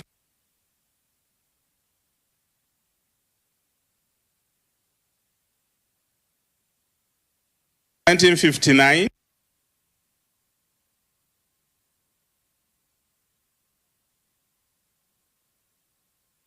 and maintain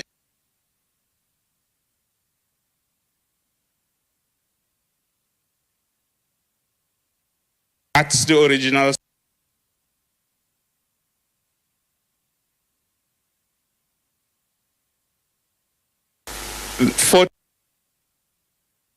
decided to restructure. Boom was starting.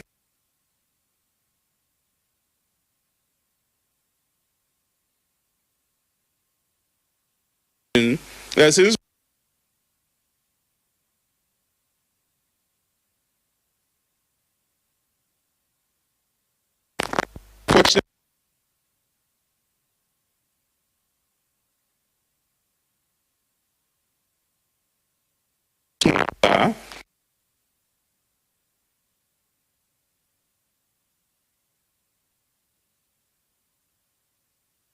decentralized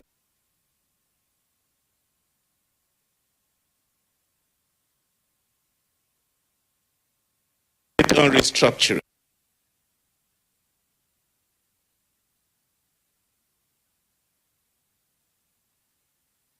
Group their state.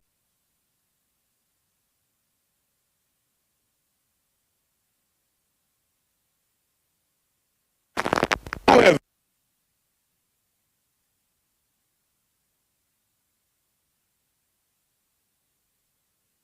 yeah, this is my last.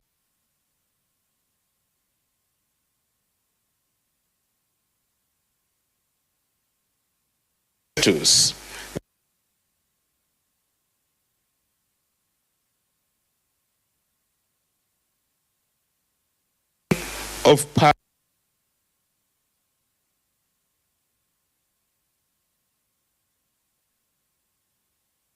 Making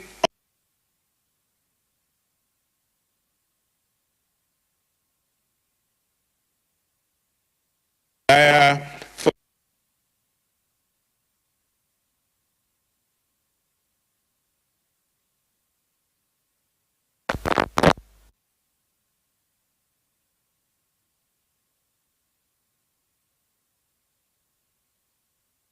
economic structure.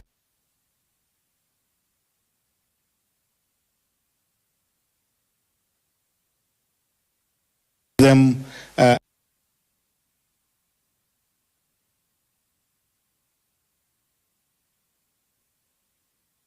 Professor Ibrahim.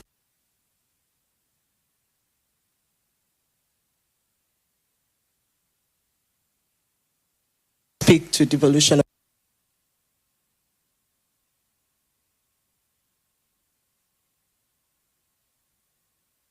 political structure.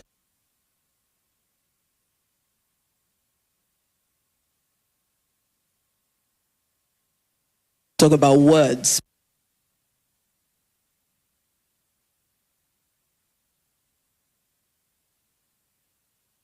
See that your appointment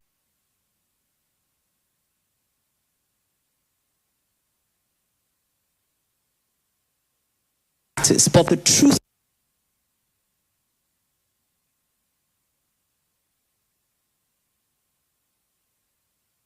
will be taken an action.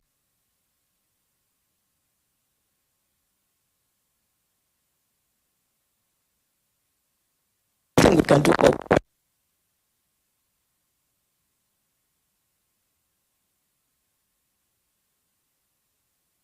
economy is concerned.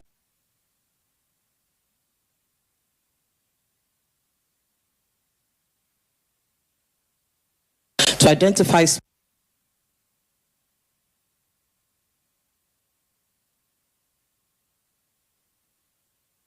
scenario mentioned.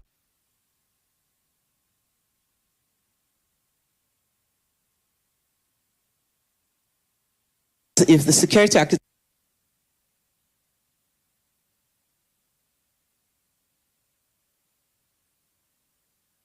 probably not even be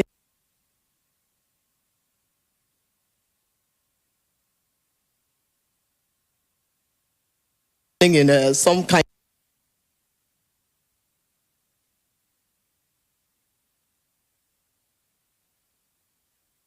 enough intelligence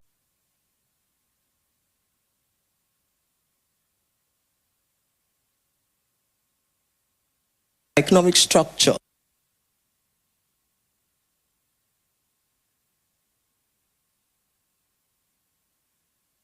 of this country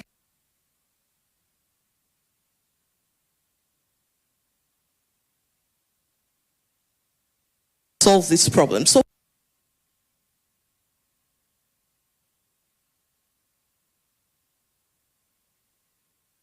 Mrs.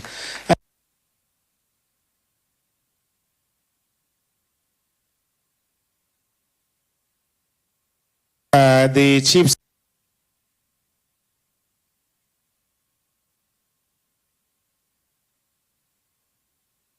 COAN.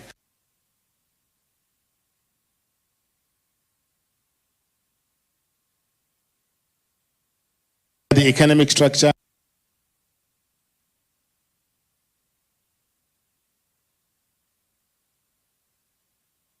you know,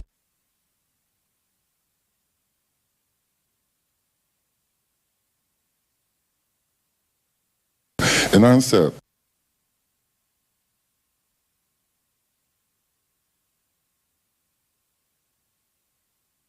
Entitled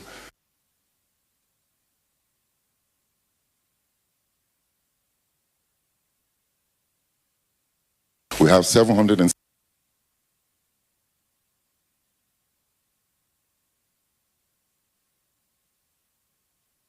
to first restructure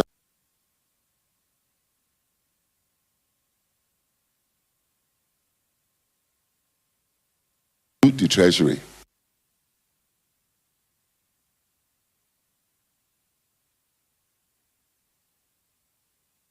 Who stole money? That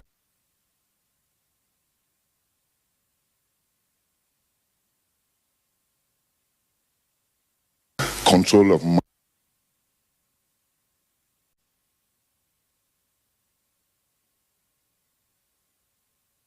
Politics.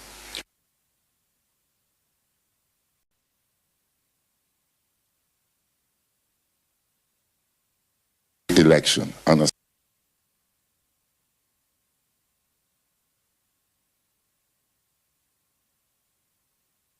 pay him for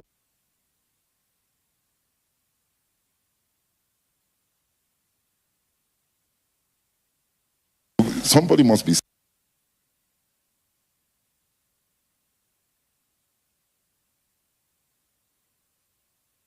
them other than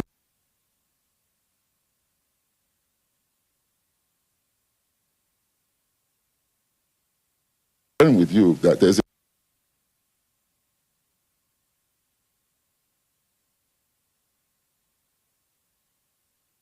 I'd also like to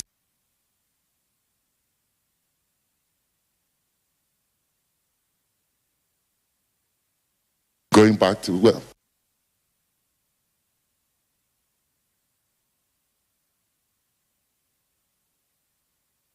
personal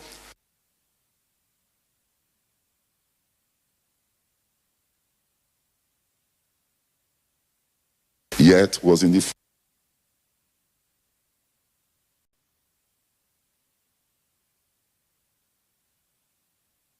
one or two were selected.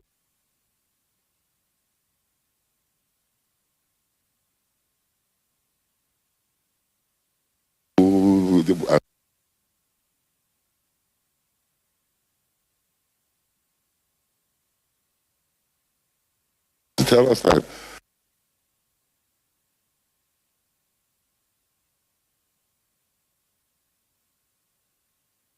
northern minorities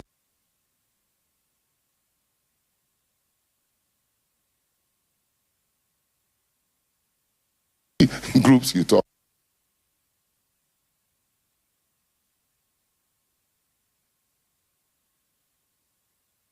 situation which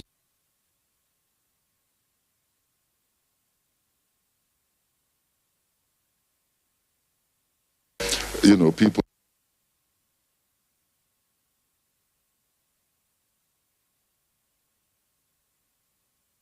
it's not between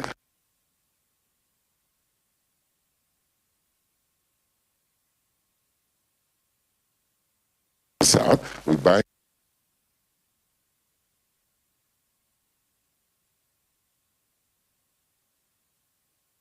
themselves or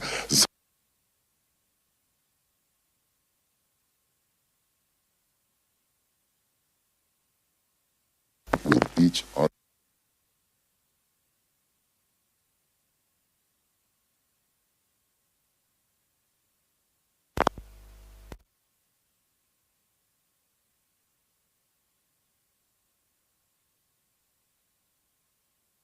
Have been created by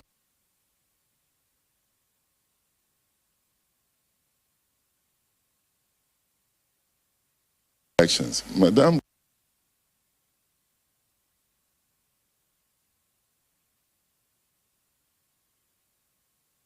that is why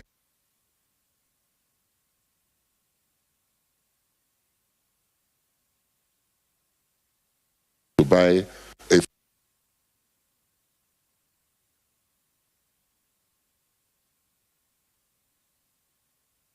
cell phone.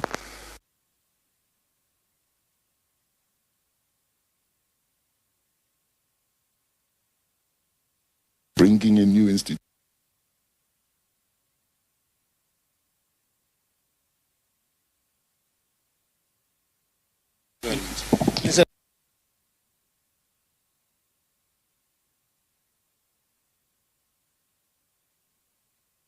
Audience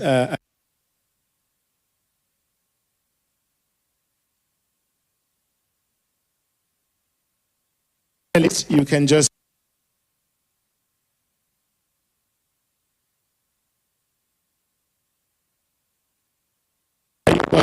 who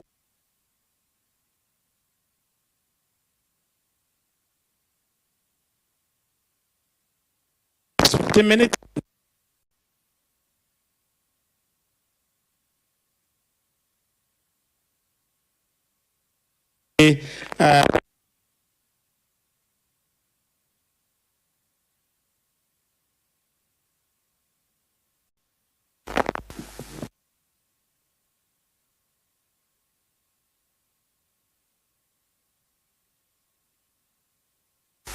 To speak.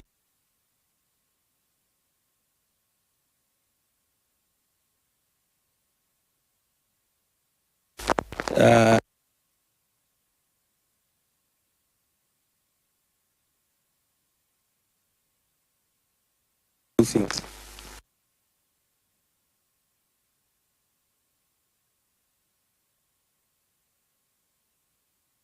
Amendment B.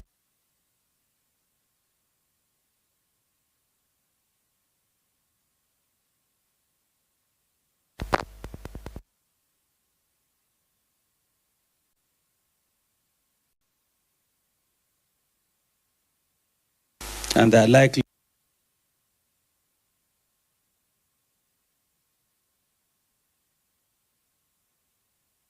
agree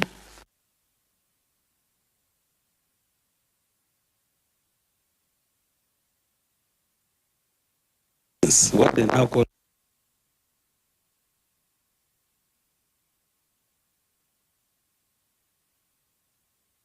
this commissioner of defense.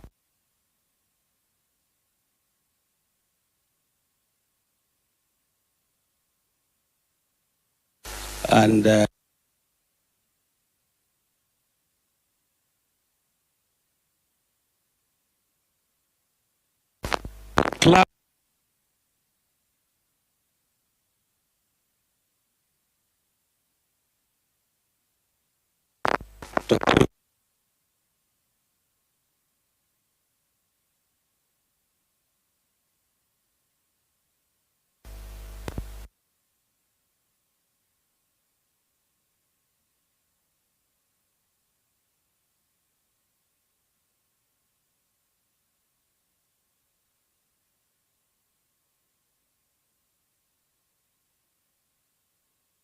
Presidential agenda. Panelists: Mrs. Ibukun Awoshika, former chairman, First Bank of Nigeria. Professor Jibrin Ibrahim, professor of political science and member of the board of the Center for Democracy and Development, CDD. Dr. Yetunde Anibaba, lecturer, analysis of business problems, Lagos Business School. Dr. Eugene Enahoro, human capacity development specialist and CEO, Heltoni Services Limited. Chairman of the event, John Cardinal Onaikon, Archbishop Emeritus.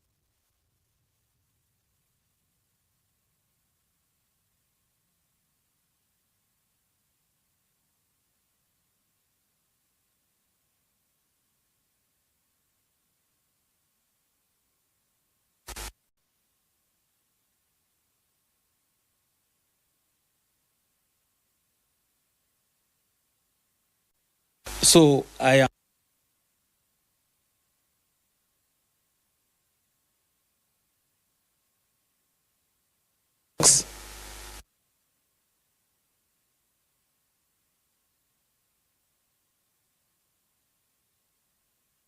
for 7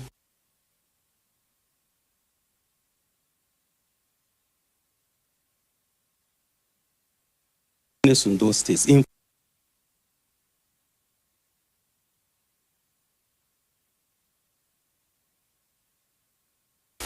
Because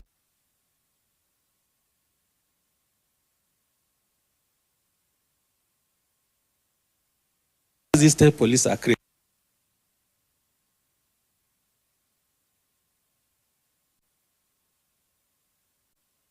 and we see what is happening.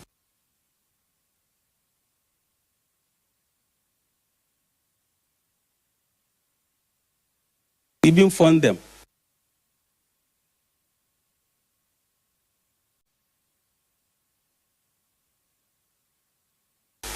So our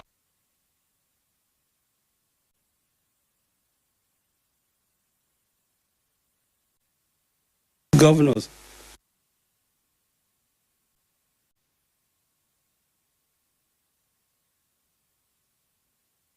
prison, he will serve with the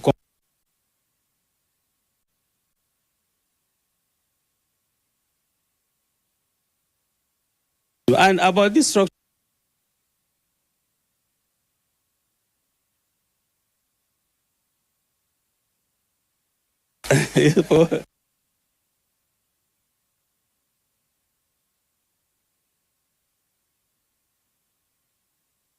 Created this thing.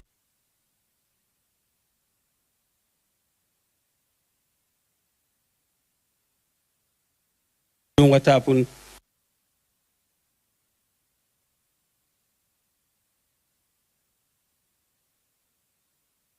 Survive as it is today.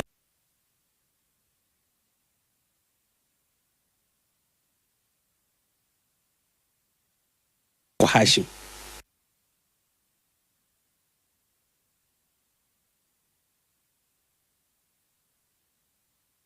Subscribe to their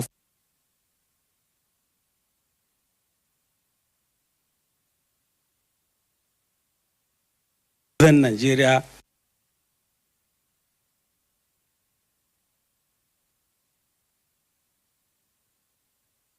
They are all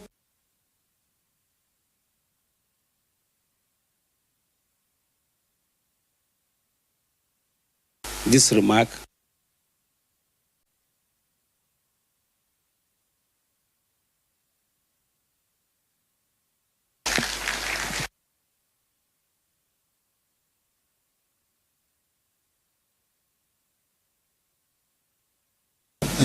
Thank you.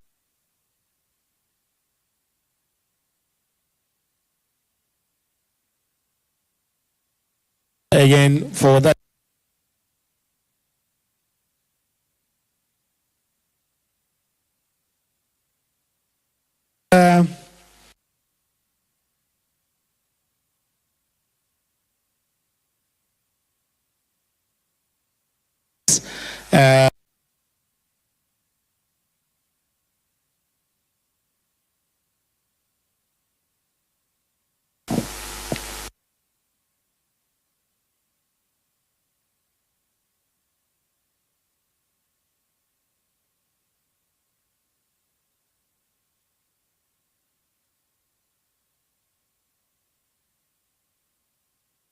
Daily Trust presents 20th Daily Trust Dialogue. Theme: Interrogating the 2023 Presidential Agenda.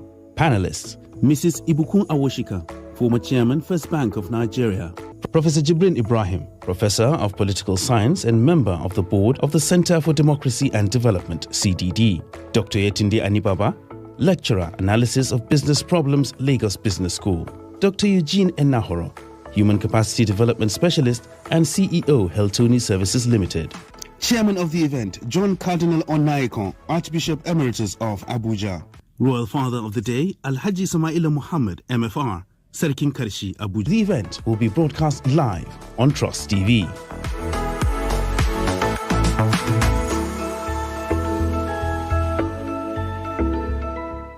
Daily Trust presents 20th Daily Trust Dialogue. Theme: Interrogating the 2023 Presidential Agenda. Panelists: Mrs. Ibukun Awoshika, former Chairman, First Bank of Nigeria. Professor Jibrin Ibrahim, Professor of Political Science and member of the Board of the Center for Democracy and Development, CDD. Dr. Yetunde Anibaba, Lecturer, Analysis of Business Problems, Lagos Business School. Dr. Eugene Enahoro, Human Capacity Development Specialist and CEO, Heltoni Services Limited. Chairman of the event, John Cardinal Onaikon, Archbishop Emeritus of Abuja.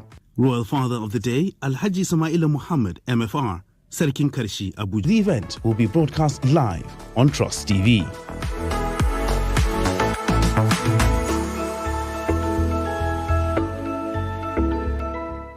Daily Trust presents 20th Daily Trust Dialogue. Theme: Interrogating the 2023 Presidential Agenda. Panelists: Mrs. Ibukun Awoshika, former Chairman, First Bank of Nigeria. Professor Jibrin Ibrahim, Professor of Political Science and member of the Board of the Center for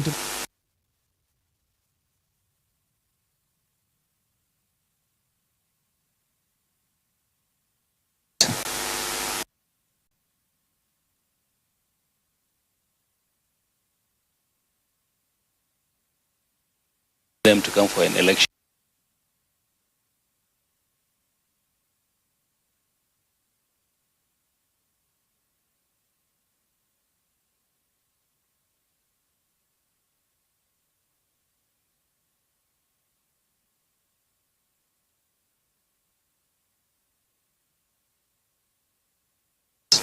For this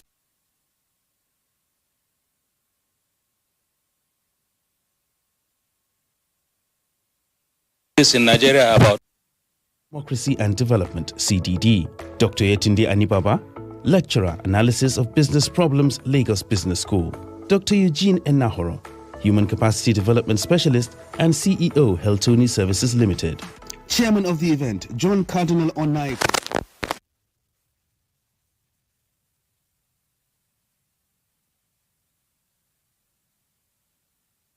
where they can go and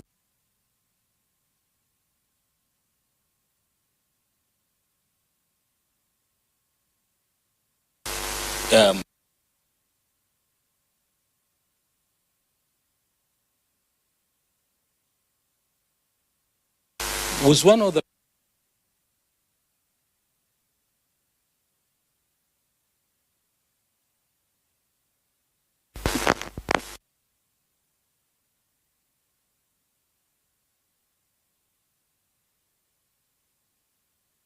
You want to base the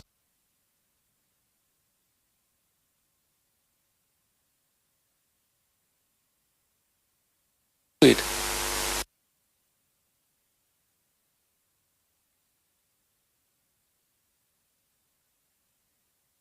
in conjunction with the president.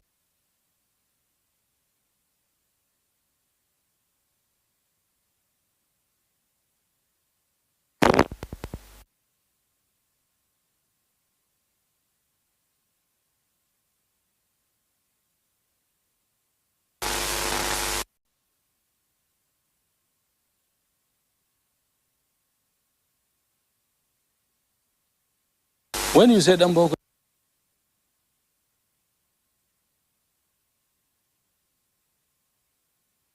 we know they do. But what is the consequence of it on the economy and the security of the country? We should understand in many parts, Damboko, Professor, Damboko. When you say Damboko in a lot of our communities, it is like Professor Ahmed, Professor Green, myself. But you know what people say about us? Damboko. Wayo ke gare shi ba shi da hankali. Now let me explain what that means. It means we are very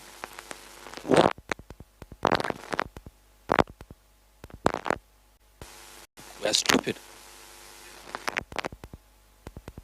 Because there is a division between Damboko. The Northeast are calling themselves Boko Haram.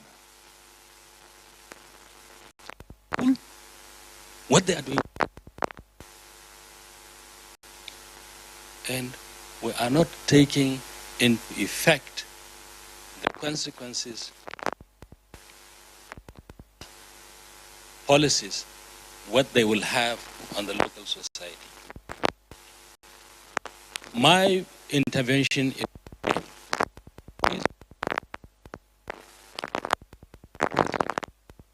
to ensure two things. Number one, whatever is going to happen, the election takes place. Number two, this minefield that can derail the election, the so-called cashless society and currency exchange, he should intervene and stop the arrogance of the central bank governor of ruining a huge part of our population. The president has a reputation of being extremely stubborn. But the difference between stubbornness and stupidity is marginal. The donkey is extremely stubborn. Goods, it will stand in one place, you beat it and beat it and beat it, will not, because it is stupid. We believe the president is not stupid. So he should thank you. He should use his stubbornness for the benefit of the country. Thank you. Thank you very much. We're facing issues with the mics. We have the center has its own system, and the tons of mics we have having the two mics that are functional. I would like to crave the indulgence of those who are speaking or those.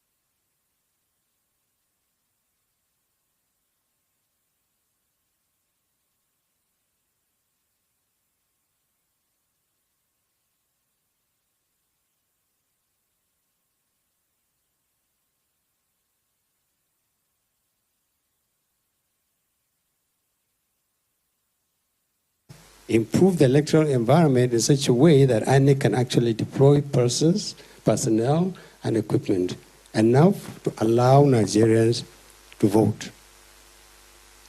We must have an election. Nigeria will not accept any arrangement that succeeds President Buhari unless it is founded with an attempt to jettison the constitutionalism in this government. So let them know this, in case anybody is contemplating conjuring enough crises in this country to forestall this election. They should stop. Number two, there must be a credible election. There must be a credible election. The kind of election where the winner is elected creditably and everybody 2 seconds more, sir. Yes, I understand that. Number three, and it's been said so, anybody who loses an election has a choice. Go to court and challenge it or accept the result. We will not tolerate anybody who causes problem because he does not accept the fact that in a democratic contest, you have contested and you have lost. Thank you. Thank you very much, Your Excellency, sir. Thank you, sir. I would like to apologize in advance that given the nature of the event, it's not possible for everyone to get to speak. So if you are not able to speak, even though you've been raising your hands to do so, please accept my apologies for not being able to point out to you. We would also like to see that some of our students here say something. After all that we are doing here is for them and for their future as well. So we welcome comments and contributions or even questions from the students. So we will take two more comments from special guests. After that, from everyone else, take like 3 or more, and then after that, we will go to the next stage of this event, which is to get responses from the panelists. So, but before then, I would like to welcome in our presence also Senator Shehu Sani, who represented Kaduna Central in the last National Assembly. Please, a round of applause for Senator Shehu Sani. I haven't seen him either. Okay, so I would like to welcome, invite Rufai Al-Ghali, who is the National Chairman of the New Nigeria People's please, to give his brief remarks. 2 minutes, sir. Where's the mic? Okay. It's all right, sir. The chairman, sir, I will beg the moderator to give us more than 1 minute because this is a political season. We don't want to be misunderstood. And one of the participants was saying that history is not being taught. So therefore, since we have students here, it's very good for people to understand how we arrive at where we are today. First, I want to commend my very big brother, Alhaji Kabir Yusuf, who in less than 25 years created a dynasty in trust, something that is in the past not thinkable or possible. In his own lifetime, and it's a legacy he's going to leave behind. I believe he's going to live long to reap the benefit of these investments. Secondly, I want to start with talking with my friend, Professor Jibril Ibrahim, who I met 40 years ago in Ahmadu Bello University, Zaria, when I came to do my master's in international relations. And I want our students here and our audience to know that at that time, ABU Zaria was the hottest university in the country. And the debate at that time was not about democracy or any other thing. What we are seeing, the way Nigeria was relating with the international system, especially the issues of decolonization, was such that we didn't want to hear anything about Britain, about US, about anything at that time. We were talking about revolutions. We wanted to change the entire status quo. Therefore, the only ideology at that time that you can mention among students to be understood is Marxism or socialism. Anything less, you are a renegade, you are a reactionary. But things have changed. I know also that time, the issue of corruption, the issue of structure of Nigerian society were all debated thoroughly in the APU's area. And that it's not even the structure, not even the system, but the organic nature of our society that brings all these kind of issues of contradictions. I'm now talking as a political scientist. So therefore, over the years, things have changed. The Berlin Wall has collapsed. Soviet Union has collapsed. But the tendencies that need people to put together to go beyond primordial sentiment, ethnic issue, religion, remain very much with us, especially those of us who went through the abuse area at that time. And that's where he has stayed up to now. So you could see in his introductory remark, he was more comfortable with the left, PRP. But he also knows anybody who comes with any ideology of communism in Nigeria today or socialism, nobody will vote for the person. If you say you are a communist state, you are looking for a communist state, that is ideology, very clearly defined. Nobody will vote for you. So Nigerians have gradually gravitated towards what we call liberal economics and liberal democracy. Anything short of that, nobody's interested. People want businesses, want to live like Americans, like British, anything outside, they don't want to hear about China. So this is where we are. That's why all political parties will have to gravitate around that center left or the center right, center. What you're talking about, even the PDP as you're talking about, there are very good people inside PDP, and there are tendencies inside PDP. And I don't believe APC now is made of social democrats. I don't believe so. I'm not talking partisan now, but that's the reality, because most of the people who form APC today were part of PDP as well. So the difference is not there. So we in NMPP, we emerged. Almost 2 years ago, we anticipated that PDP and APC are going to collapse. We know it. And the reason is that because they have distanced themselves from the people. When people have died everywhere, they are concerned about power and power all. So then we say, no, if we follow this line, there'll be no future for our country.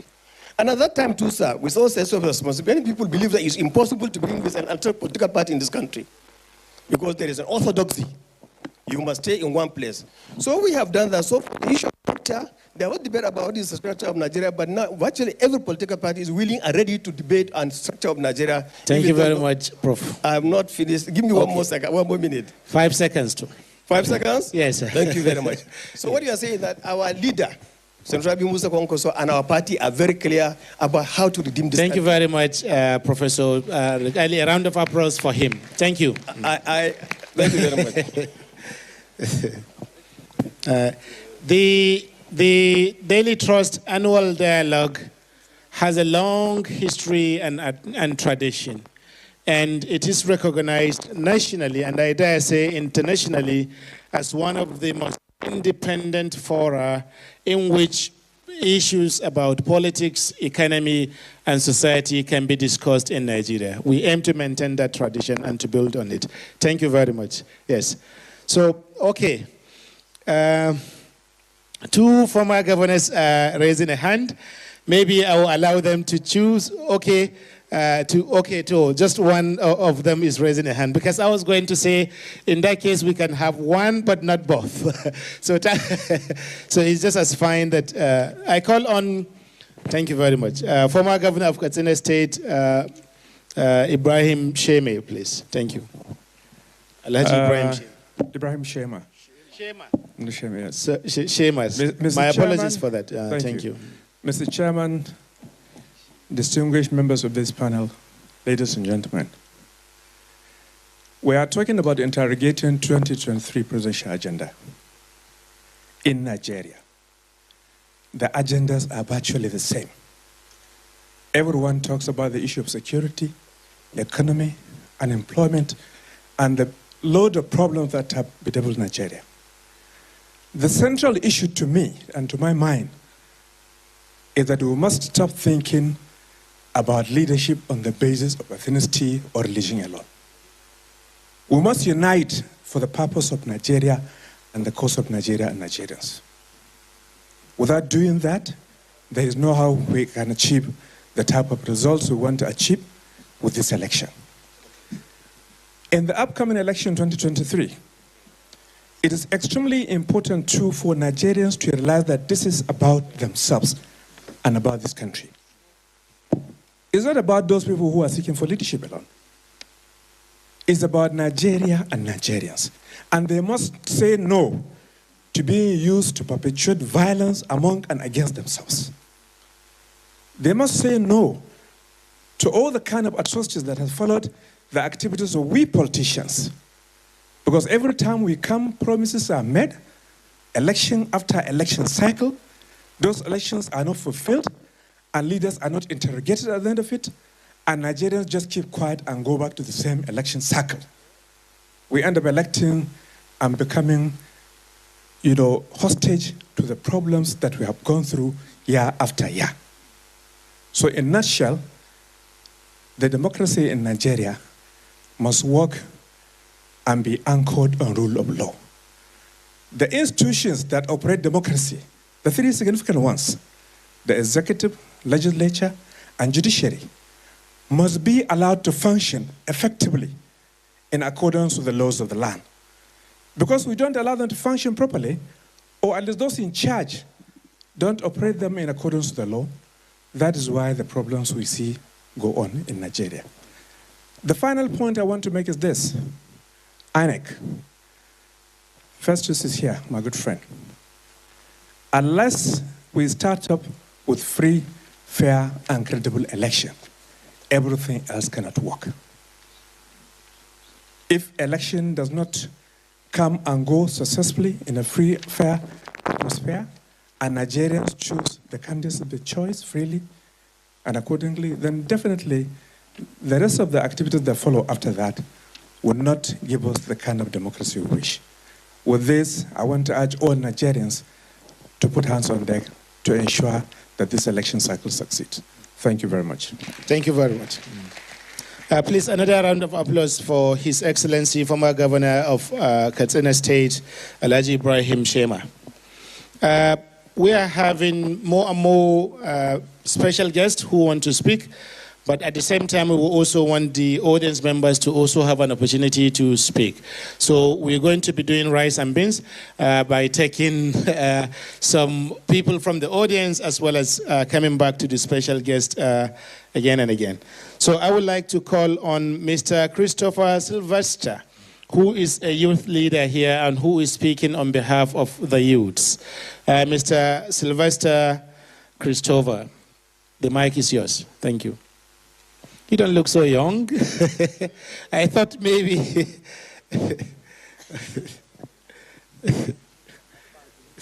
This idea of youth today.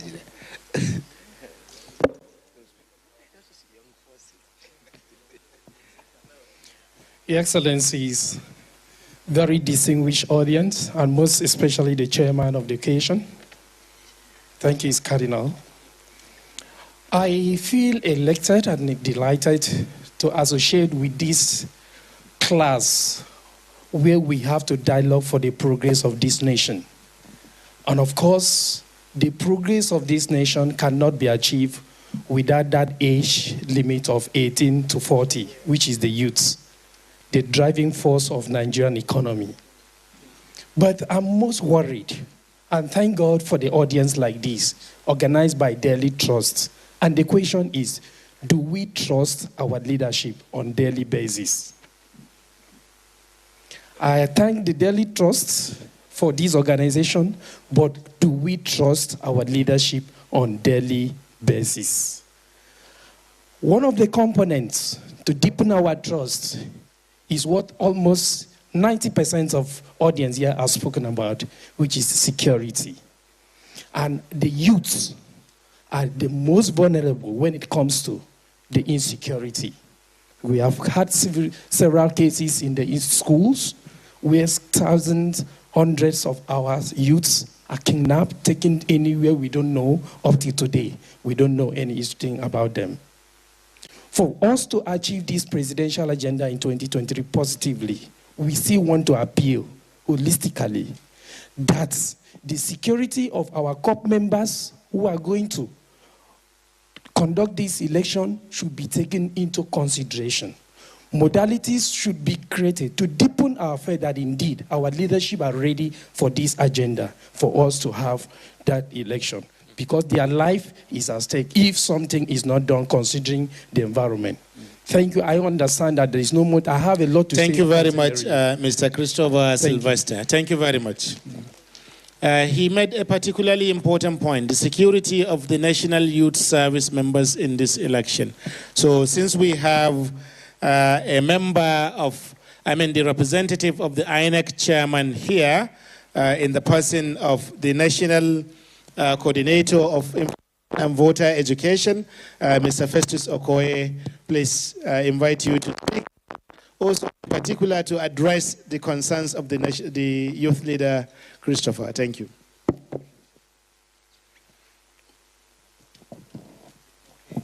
Thank you so much, the chairman. When I was leaving the office, the chairman really didn't give me the mandate to speak. But I'm going to speak and then inform him that I assume the mandate to speak. The commission is preparing very well for this election.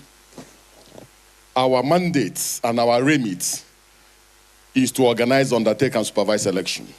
And that's exactly what we are doing and what we are going to do. As of today, we have deployed over 70% of the non-sensitive materials required for the conduct of this election. As of today, we have taken delivery of all the technological devices we are going to deploy for this particular election. And we have also started training of the core members and other election staff that will be deployed for the conduct of this election. We recognize the fact that security is a huge challenge and a huge concern, both to election workers, to the Nigerian people, and also to the commission. And we are consulting almost on a daily basis now with the various security agencies in relation to the security of our staff, security of the core members that will be deployed for this election, and also the security of the voters. So we want to assure Nigerians that this commission is committed to conducting free, fair, transparent, verifiable, and inclusive election. And that the dates that we have fixed for this election remains fixed and firm, and we are not going to depart from it. Thank you so much. Thank you very much. Thank you. I'm sure many Nigerians will find that reassuring given the tensions that were raised in recent years. May I invite former ambassador to Sudan, Ambassador Dahiru Suleiman, to also comment. Thank you. Yes.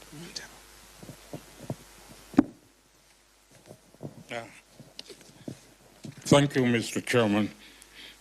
First, let me say how happy I am to have met the Cardinal. I've had great respect for him over the years, but today is my first time of seeing him. May God bless you. May you have long life and all that you desire in your life. I have been particularly happy with the chemistry between you and the Sultan. The Sultan happens to be somebody close to me because we work together in Pakistan. Now, in your remarks, you spoke about voter apathy. Voter apathy is simply as a result of the type of politics we practice in Nigeria. It is sort of connection. If you don't know anybody, you cannot make any headway. And that is not politics. I read government, which became political science in Ahmadu Bello University. I graduated in 1974. But what I see going on is not the type of politics that I learned in the university and I saw in other places. If you are not connected to a governor, you become nothing in your life. That is not politics. No matter how brilliant you are, it is absolutely nothing if you don't know anybody. Unless we change the way and manner we do things in Nigeria, we will continue to go down. What we now have, I'm sorry to say, this is my opinion, and I hold very strong opinions. It is government of the few privileged, by the few privileged, and the privileged. Government of the privileged, by the privileged, for the privileged. In Nigeria, we have not yet understood that we are a developing country. The kind of official vehicles you see government functionaries driving in this country is mind-boggling. No country that wants to develop will spend a large chunk of its money importing expensive SUVs like we do in Nigeria. I have served in 9 different countries all over the world. There is no part of the world I have not been. But I have not seen what is happening in Nigeria. Thank you very much, Your Excellency. We have the most 5 seconds. educated people you can get. But why is the trajectory that Nigeria has taken is not moving fine? Thank you very much, sir. Just 1 minute, please. Okay. Corruption that we spoke about. In all the places I have been, perhaps we are the most corrupt. I had a case, personal case, of my plot of land in Asokoro. I reported it to EFCC for over 5 years. Thank you very much. Thank you very much, Your Excellency. Yesterday. Thank you very much. To treat a I have to stop you, Your Excellency. Thank you very much, I was told please. that I must give 50. Thank you very much, Your Excellency. I have to stop you at this point. Thank you very much, Your Excellency. Please, thank you very much. Yeah, thank you. Please, while we appreciate everyone's situation and what they have to say, we also crave your indulgence to understand that other people also want to speak, particularly the young people around us here. I want to call on the chairman's neighbor, the chairman, North Central People's Congress, Mr. Gabriel Aduku. But before you come on stage, I would like to call some of our students who are here so that they don't feel that, again, even in this event, they have been left all on their own. So I call on Aisowe Bella and Nwame Obiora, 2 students of Lead British International School, to ask their questions for the panelists. Thank you.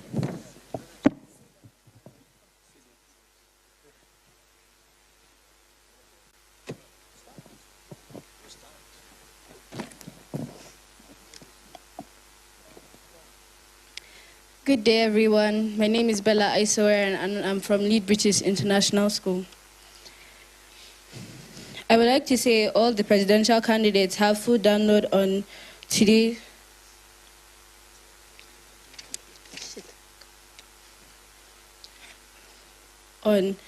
today's event, and whoever is elected is put under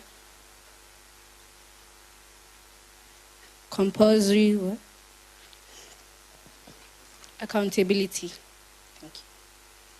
Thank you. She was doing well on her own until someone interrupted her. You could have just allow her to flow as she started. So, Nwame Obiora, please. Good afternoon. My name is Obiora Nwanne. I'm from Lead British International School. I would like to ask the panelists what you would do, how you would restructure Nigeria if you were elected president. Serious. We also have a student, Michael Simeon Uwa, from Lotsville Academy.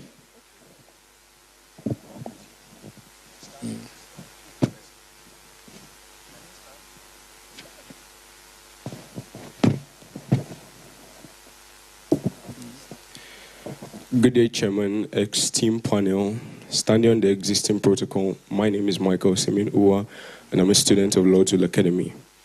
I would like to direct my first question to Mrs. Ibokun Akosiwa. How do we know who has the integrity needed to rule Nigeria at this time? Because if everyone is saying the same thing, how do you expect youth in the country to make the right decision when voting? I'm also of the opinion that if we were to look at the Goodluck Jonathan and Buhari regime closely, we can say that things were not as bad in the Goodluck Jonathan regime as they are now. So is the problem the individual or the structure set in place? I'm also of the opinion that if we listen to the speeches made by the presidential aspirant in other states and perhaps the Western countries, we would see that almost all the candidates are chasing their own agendas while they'll be in office. And if you want to indulge me for one more question, capping on a Harrow statement that all Nigerians can live as one. Why do we always live in fear of a religious uproar? The fear of being lynched because I belong to some group, in quote. Thank you. Thank you very much, Michael. A round of applause for Michael, who at such a young age seems able to articulate issues of such national significance. But may I remind you that the name is Mrs. Ibukun Awosika, so who is here with us, and also Dr. Eugene Inaoro. I'm sure they will answer your questions in due time. McDonald's David, also of Let's Will Academy, if you can make your question just 30 seconds, we will most appreciate it. Thank you. Good afternoon, the panelists, the moderator, and all present. My name is McDonald's David, and I'm a student of Let's Will Academy. I'd like to direct both my questions to Dr. Eugene Enahoro. First of all, do you believe that we, the electorate, are arguably foreseeing a dilemma between peace and war going into the polls? And if yes, why is that so? Secondly, do you think that the allegations made to the candidates on corruption and drug trafficking can affect the decisions being made at both the presidential and gubernatorial polls? Thank you. Thank you very much, McDonald's David, for that question, for that very interesting question. So I come back again to, before the panelists have a chance to respond to your questions, I would like to call on the chairman, North Central People's Congress, Mr. Gabriel Aduku, to speak briefly, to make his contribution. Thank you. Thank you. Since the time is already so limited, yes, but I cannot go on without appreciating the management of Daily Trust for keeping on dialogue of this nature, even up to the last minute, where decisions can be very difficult. And I will recall from the first meeting that I attended here, the issue of Nigeria being at crossroad was discussed. I echoed it. The second one, the same, by the chairman of the Peace Committee in Nigeria, that is the former head of state from Mina, Abdul Salam. Crossroad. Right now, this is a very interesting dialogue. How many people living here can say, yes, that election is going to hold with confidence? And that is why we are here, perhaps to cross-mind and assure ourselves that that election is going to hold. I'm not sure. I can go here confidently that that's why the insecurity that we have been witnessing in this country has continued even up to the last night. The guns that are in the hands of the youths who know nothing about shooting are enormous. And it was all watched and distributed by perhaps those who ought to have recalled all the arms that are in hands of unlicensed people, as it used to be said those days. Now it's a common tool in the hands. We are going to battle with what? Technology in this voting time. Even America, sophisticated as it is, they are not using the system we are going in. And we are being assured by INEC that they will be there. So, Lord, this is an excellent presentation here. But from all the brilliant discussions that you've had from the panel and all, we are still at crossroads. What can the administration assure Nigeria that what we witnessed between Kaduna and here, when the train was purposely brought down and people were taken to a village well supervised by Nigerians for 4 months, 6 months. That is insecurity. So the insincerity, the indiscipline, which equates into the insecurity that we have, is not being addressed properly. And we've listened to all of them. My proposal had been that all of them that are now looking desperately to take over Nigeria meet and then tell Nigerians, this is the country we are now going to run. Thank you very much, Chairman, North Central People's Congress, Mr. Gabriel Adiku. Please, a round of applause for him again while I call on the people on the third row there. The gentleman, yes, you, sir. Yes. Maybe as I don't have your name here, you might do well to introduce yourself and then speak. Thank you. My name is Dr. Umar Tanko Akase, Special Advisor on Employment to Governor of Kano State. Quick one. Sir Prof, you talk about, or the panelists ask question about ideology. What differs between the parties? And Professor Nur Al-Khali has said, if ideology, its definition is idea and ideals that govern economic, social, and political policies of any society, you can't talk about differences in ideology of our parties. Because if the economy, you are not running communism, we are running capitalism.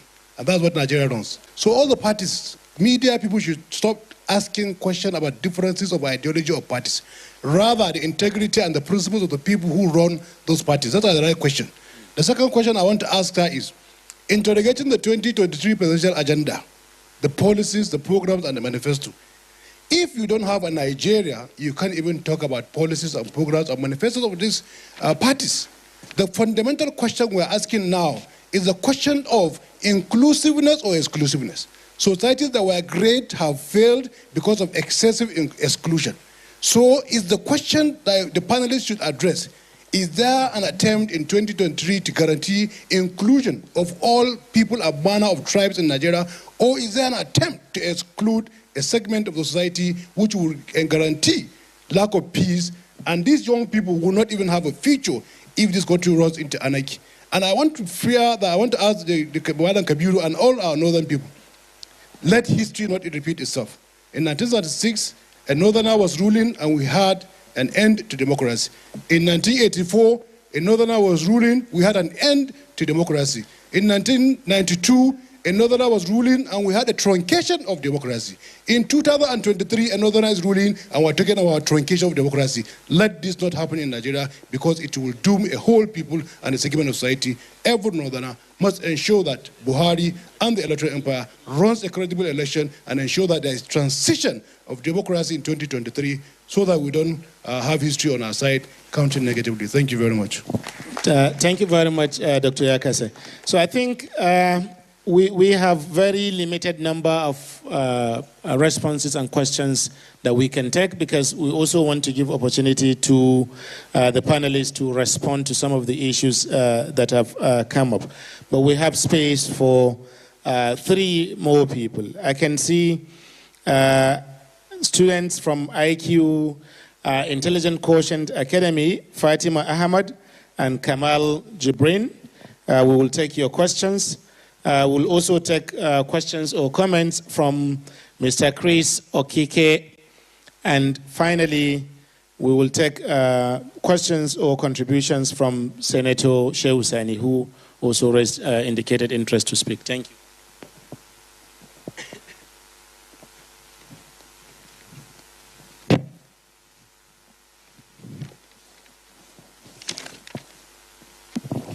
Assalamu alaikum. My name is Fatima Ahmed Mohammed, a student from IQ Academy. I wanted to make a comment on His Excellency Rabiu Musa Kwankwaso On his speech, he mentioned that he and his team will be looking beyond Nigeria's peace. So I was wondering, what does the growth of Nigeria have to do with neighboring countries? Because it's not our main objective. Thank you. Thank you very much. And a round of applause for her. You know, that's prescient. Yeah. Thank you. Assalamu alaikum. Yes. My name is Muhammad Kamal Jibril. I'm a student from IQ Academy. This question is for Mr. Eugene Nahara. I was wondering, I just want to get a bit personal, but if it's okay with you. Sir, please, what university did you study in? Thank you. That's all right. Thank you. Thank you very much. A round of applause for Kamal Jibrin, please. Thank you. So, Mr. Chris Okike, please. Yes.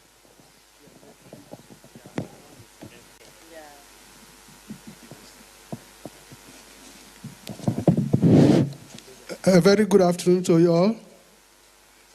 Very distinguished ladies and gentlemen, especially the chief servant, Muazu Babangida Aliu. There is a very germane issue raised by Dr. Anaharo who appears to be glozing over. He said, and I want to emphasize it with all due respect, that the president of the country is not a sole administrator. That to me presupposes that we are all equal stakeholders in the governance and presidency of this country. And then he said again, with emphasis too, that if the presidents have a very good intentions and it does not resonate with the legislature, no matter how beautiful that policy it is, that it can never fly. And that to me is a very germane issue.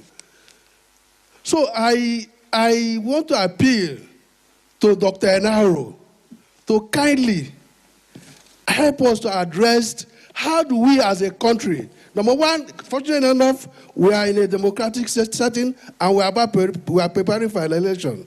How do our people, especially the electors, be actively involved to ensure that we get the right people to assist the president who has the goodwill to do the needful, to administer us and govern us in a way that will impact positively in the lives of our people. Thank you so much. And I appreciate and thank the organizers of this event, and God will continue to assist the Daily Trust Group to continue to impact in the lives of Nigerians. Thank you so much. Thank you very much, especially for your prayers. Thank you for your comments as well. Senator Shehu Sani, this will be the final comment. The mic has been given to me, so I think maybe, yes. Thank you very much. We can accommodate that infringement, but it's fine. Go ahead. Thank you so much for this opportunity. The first thing is, I don't know if our public school were invited, because all the name of the schools they are mentioned, they are all private school. This is where one of our problems begins. Two, the Cardinal has said it in his opening remark. Our problem is the mindset of the leaders, not the people. The standard of a man is his mindset. All the retired governors, deputy governors, they retired so large. But when they are going to the office, they are not so. Meaning, that is the visions you take to the office. Today, in our budgetary system, legislature has become executive. There is a good project. Each senator and House of Rep has constituency project that they execute by themselves. And 20% of this will not come to the people. How do you get development? And we have so long lamenting our problem. I think we should also provide solutions, because the problems are there. First of all, respect to the media. Most media in Nigeria is against us. Thank you very much. You have 10 more Yes. seconds. Okay, 10 more seconds. Yeah. Even if you don't like me to talk about media. Now, finally, I think it is time for us to draw, I call it, national security policy that when you are elected leader, before you resume office, you come brave. What does that tell you? Thank you. Your time is up, please. Thank you, please. Your time is up. And how to solve it. So that when you now get there, thank you very much. Solve them without religions, tribe. Thank you. Your time is up. As we respect you, may you. Thank you very much. A round of applause for him for the passion that he demonstrates in speaking about Nigeria. Thank you. Thank you, man. Well, every time the nation is moving towards an election season, there has always been this platitude of Nigeria is at a crossroad. It's a make or mar situation, all sort of threat to the unity, the peace, and stability of the country. Now, there's one key word here in this theme, which is interrogation. And this interrogation is very important. If you pick an average Nigerian, it is difficult for you at this time, few weeks to election, to tell you of what any of these candidates stands for on education, on sports, on health, on foreign policy, on almost anything. This is unusual. It's not what happens in other countries. We are simply repeating what has always been done. It's just like INEC. In every election, they will tell you they are serious. They have sensitive and unsensitive materials ready. And then on election day, which is always Saturday, they deliver materials at 12 or 1 o'clock. It has always been their way. Now, it's so ridiculous in Nigeria today, few weeks to election, many people don't know what their candidate stood for. Our candidate speaks better when they are invited by Chatham House to go and speak. That mentality of speaking, it has reached such a point, sometimes in a rally, the candidates just come and wave hands and dance for 2 minutes for a nation of 211 million people. And then the rally is over. How can you elect leaders based on this kind of presentation? Thank you very much. Thank you very much. A round of applause for Senator Shoshan. And I think that brings us to the end of this session for comments and questions from audience members as well as special guests. So I give opportunity to the panelists to take 2 minutes each to address some of the issues that have been raised during the question and answer panel. Thank you. Again, I start from my right with Mrs.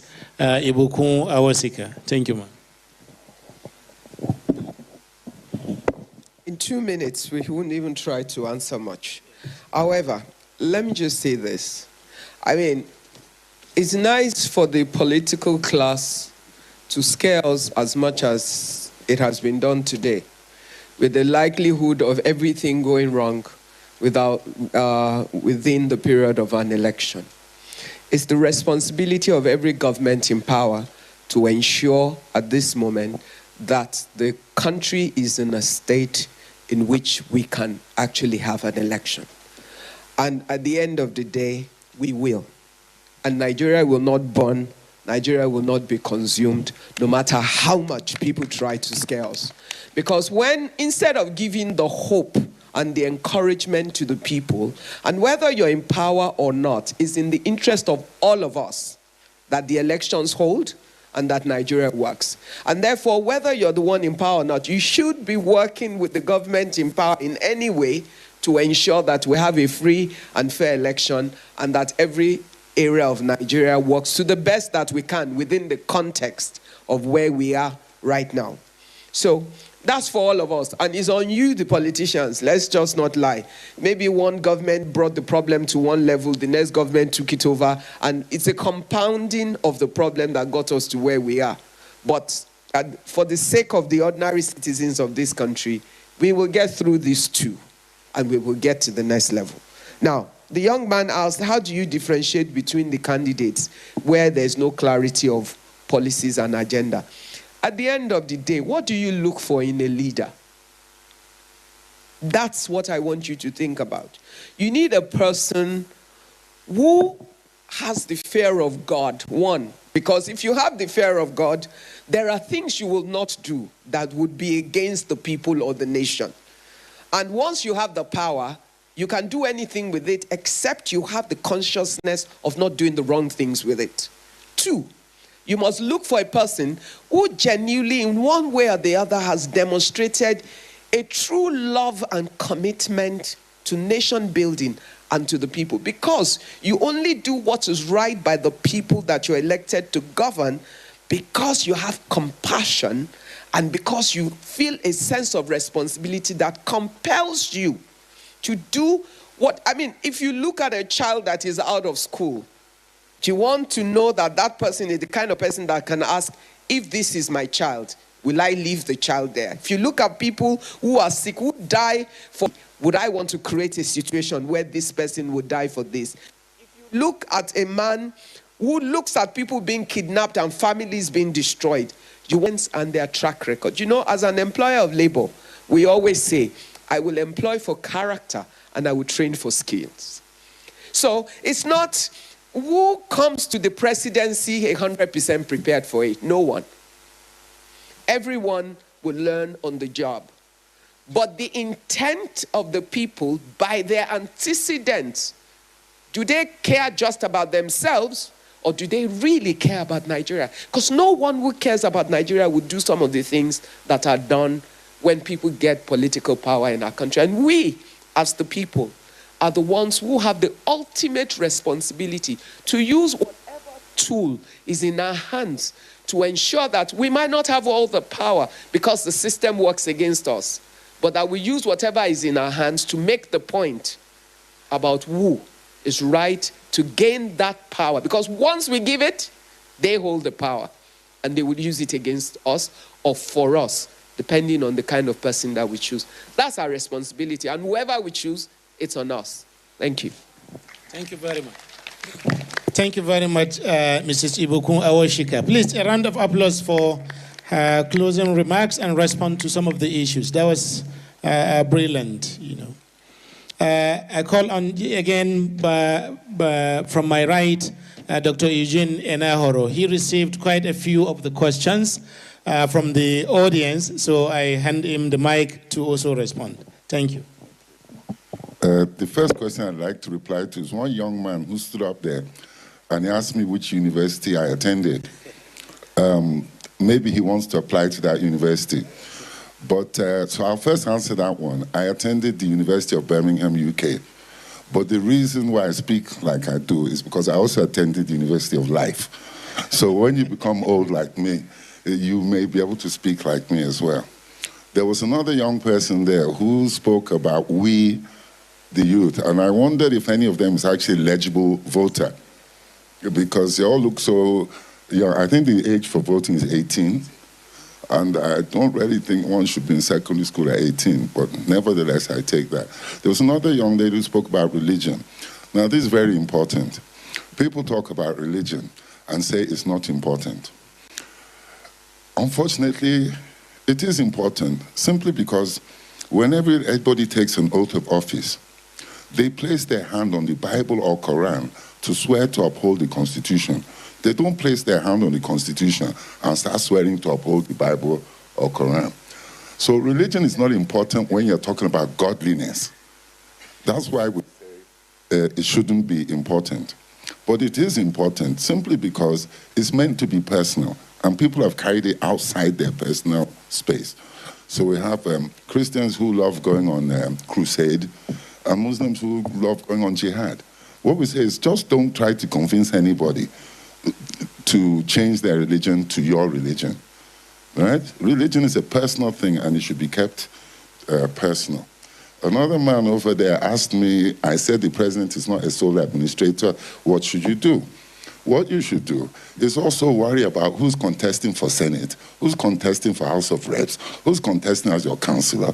But the focus of all this election, you'd actually think that there's only one election taking place for the president.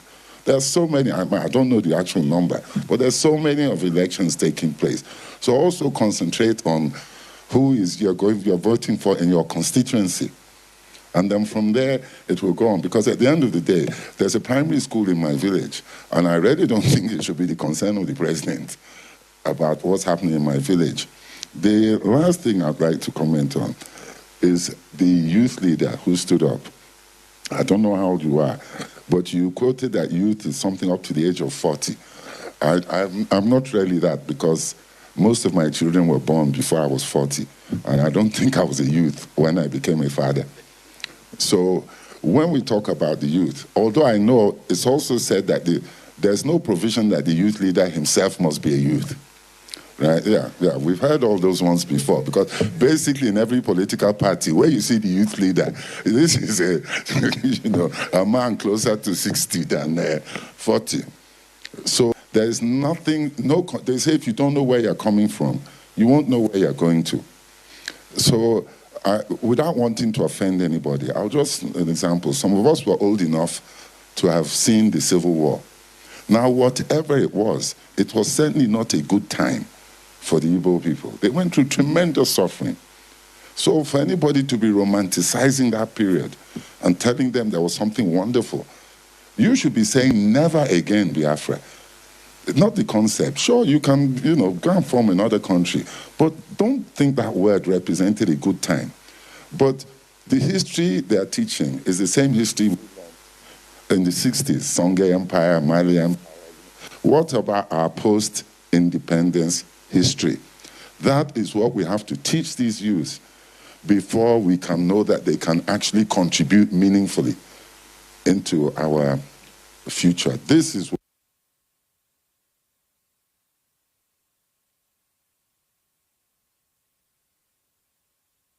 know how we got here. So it is essential that somehow they are taught post-independence history, not the old history of, I can still quote, wow, Mansa Musa, Maidris Aluma, Ibn Battuta, Songhai Empire, Mali Empire, all this one. That's not what is relevant now.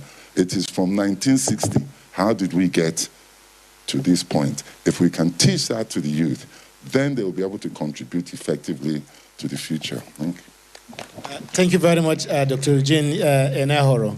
If we can teach them about contemporary Nigerian history between 1960 today, then at least we will know why we are here and how we can make progress from this point onwards.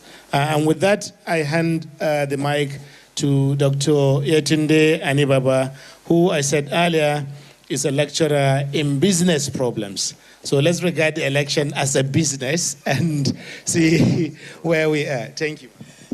Thank you very much. Since you went in that direction, let me just also repeat the fact that, in truth, like Dr. Naro said earlier, that if we don't truly understand the problem, we can't solve it. And a lot of the postulations about what the problem is about Nigeria have always been and still remain at a very high level. We have not truly gone to the roots of what the problems are. And until we do that, we can't solve them.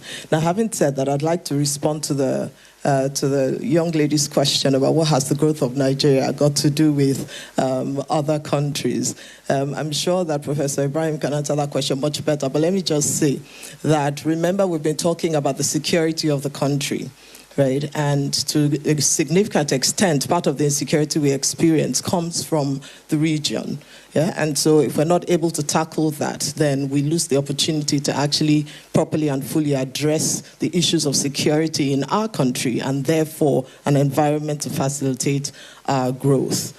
Now, finally, at the risk of repeating what Mrs. Awoshika said, we can buy competence. We can buy capacity. We cannot buy character. So as we plan to vote, please look at the antecedents of the candidates. Yes, none of them is perfect, but let's attempt to look at the one that at least inspires some level of trust, and let's move in that direction. Thank you.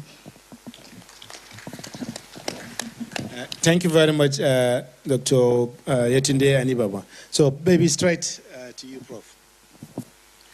Thank you. I'll first respond to the first question posed by the student.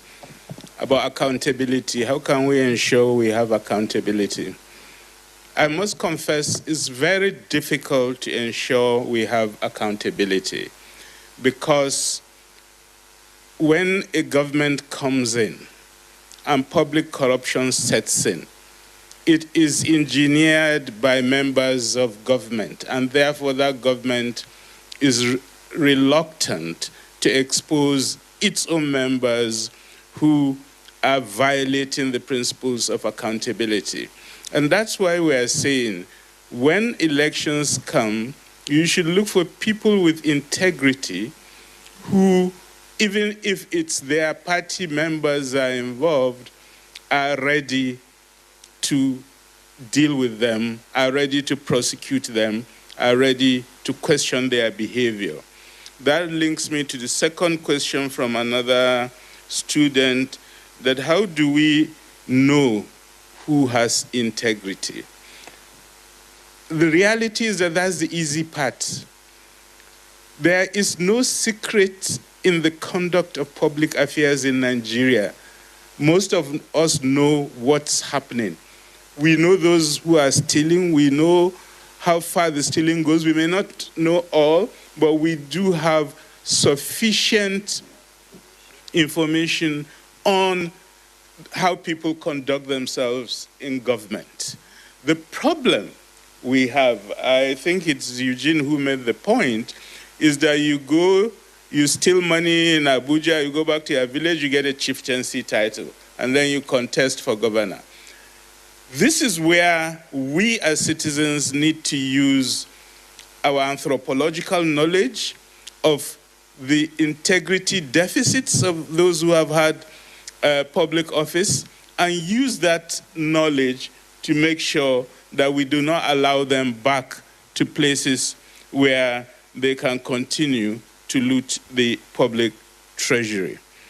The third issue has to do with the point His Royal Highness Ismaila Mohammed raised about the dangers of state police.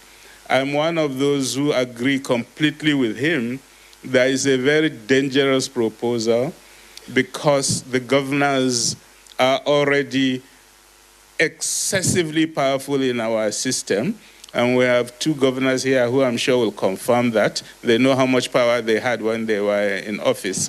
And giving them extra power will just block the process of governance. The final issue is the point Minister Bategara made about the madness of the Central Bank of Nigeria. Let's be honest. It is one of the most foolish and crazy policy initiative any government has taken in the history of this country, for the simple reason that we've had the experience of changing the currency in a very short time in 1984, and it was a disaster for this country. Secondly, this time around, the government has decided the mint alone will print the new currency. The mint has no capacity to print the currency, and that currency doesn't exist. I've made inquiries. They have about 2% of the currency they need. What is happening today? Yesterday on BBC, they were reporting in a cattle market in the northeast. They are now doing cattle business in CFA francs, because people are already rejecting the naira, and the new naira is not available. Markets are closing. There is a huge percentage of Nigerians that doesn't do transactions electronically and depend on cash. Around an election that's coming, that's contentious, that you have 4 candidates, each of which has a possibility of winning that election, and you decide you want to create tension by people losing their hard-earned savings because you think you want to do a policy. At this point, I must say Tinubu is right. There's a plot to destroy this government.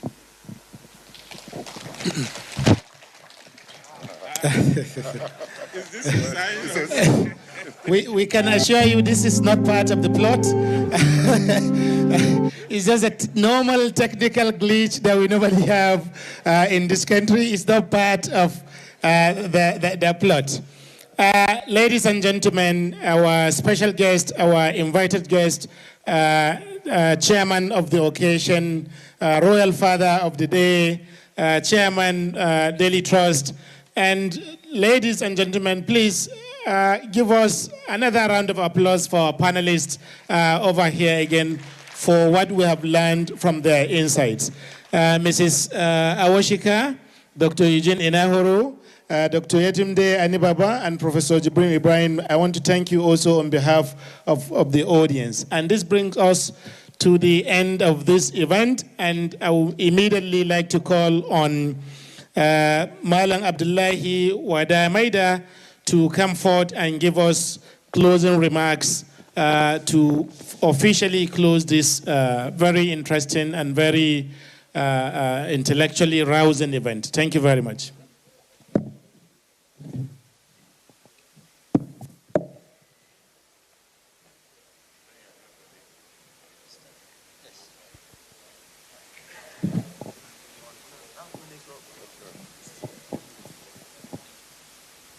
Taking your time out to join us for the 20th edition, if it was not for the patriotic audience that has been supporting us from day one. So we thank you for that. We would like to thank the chairman of the occasion. We contacted him without much of a heads up, and he graciously accepted to join us. So we thank you, sir. We would like to thank our royal father, and we would also like to thank the ambassador to the United States and other foreign dignitaries here who are supporting the development of Nigeria's democracy. We would like to thank the organizing committee who made this event possible and gave us this platform to have this dialogue. The purpose of dialogue is to create better understanding so that we can become better people. And I think our panelists have expertly interrogated the manifestos and utterances of the various candidates and have increased our understanding of what's at stake. And I think by thus doing so, they have made us better people. We would like to thank the sponsors of the event for making it possible. And we hope that everybody that has taken his time to join us online and offline will have a peaceful journey back to their homes. And we hope a year from now, when we come back for the 21st edition, we would be talking about how we had a successful and peaceful elections. Thank you for coming, and have a safe journey home. Thank you very much, Malam Abdullahi Wada Maida, Director, Media Trust Nigeria Limited. Please, a round of applause for him for that vote of thanks. He's one of our directors of the organization. And Mrs. Awoshika, I have another role for you, which I've just been reliably told that you are also a pastor at a church. So I would like to crave your indulgence this time around at the podium to give us a closing prayer for this event. Thank you very much. Okay.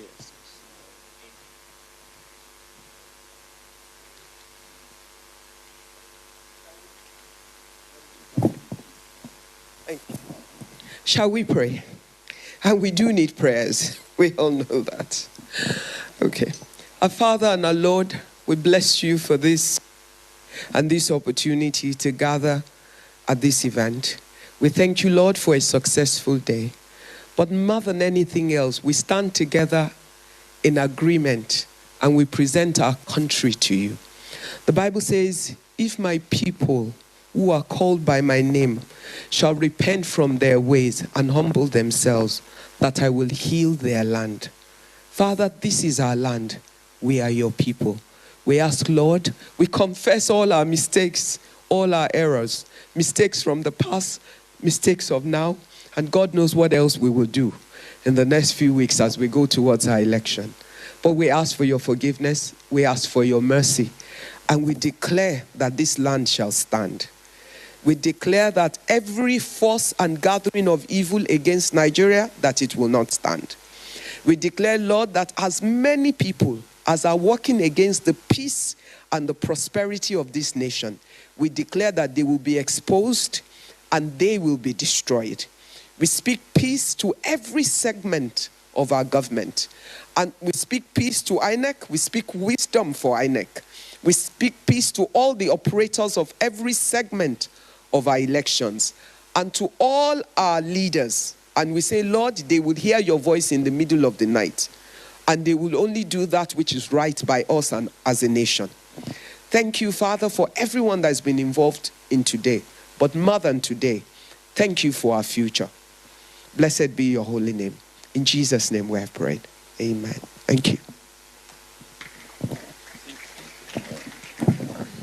Thank you very much. May we all rise for the national anthem, and then we're done. And then there will also be group pictures in front of this stage. So I would like the special guest, the chairman of the event, the Royal Father of the Day, and Media Trust directors to remain for the group picture. Thank you. After the national anthem.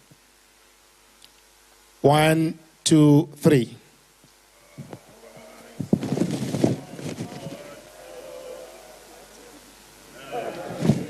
Friends, obey to serve our fatherland with love and strength and faith. The labor of our heroes past shall never be in vain. To serve one nation bound in freedom, peace and unity. Thank you very much.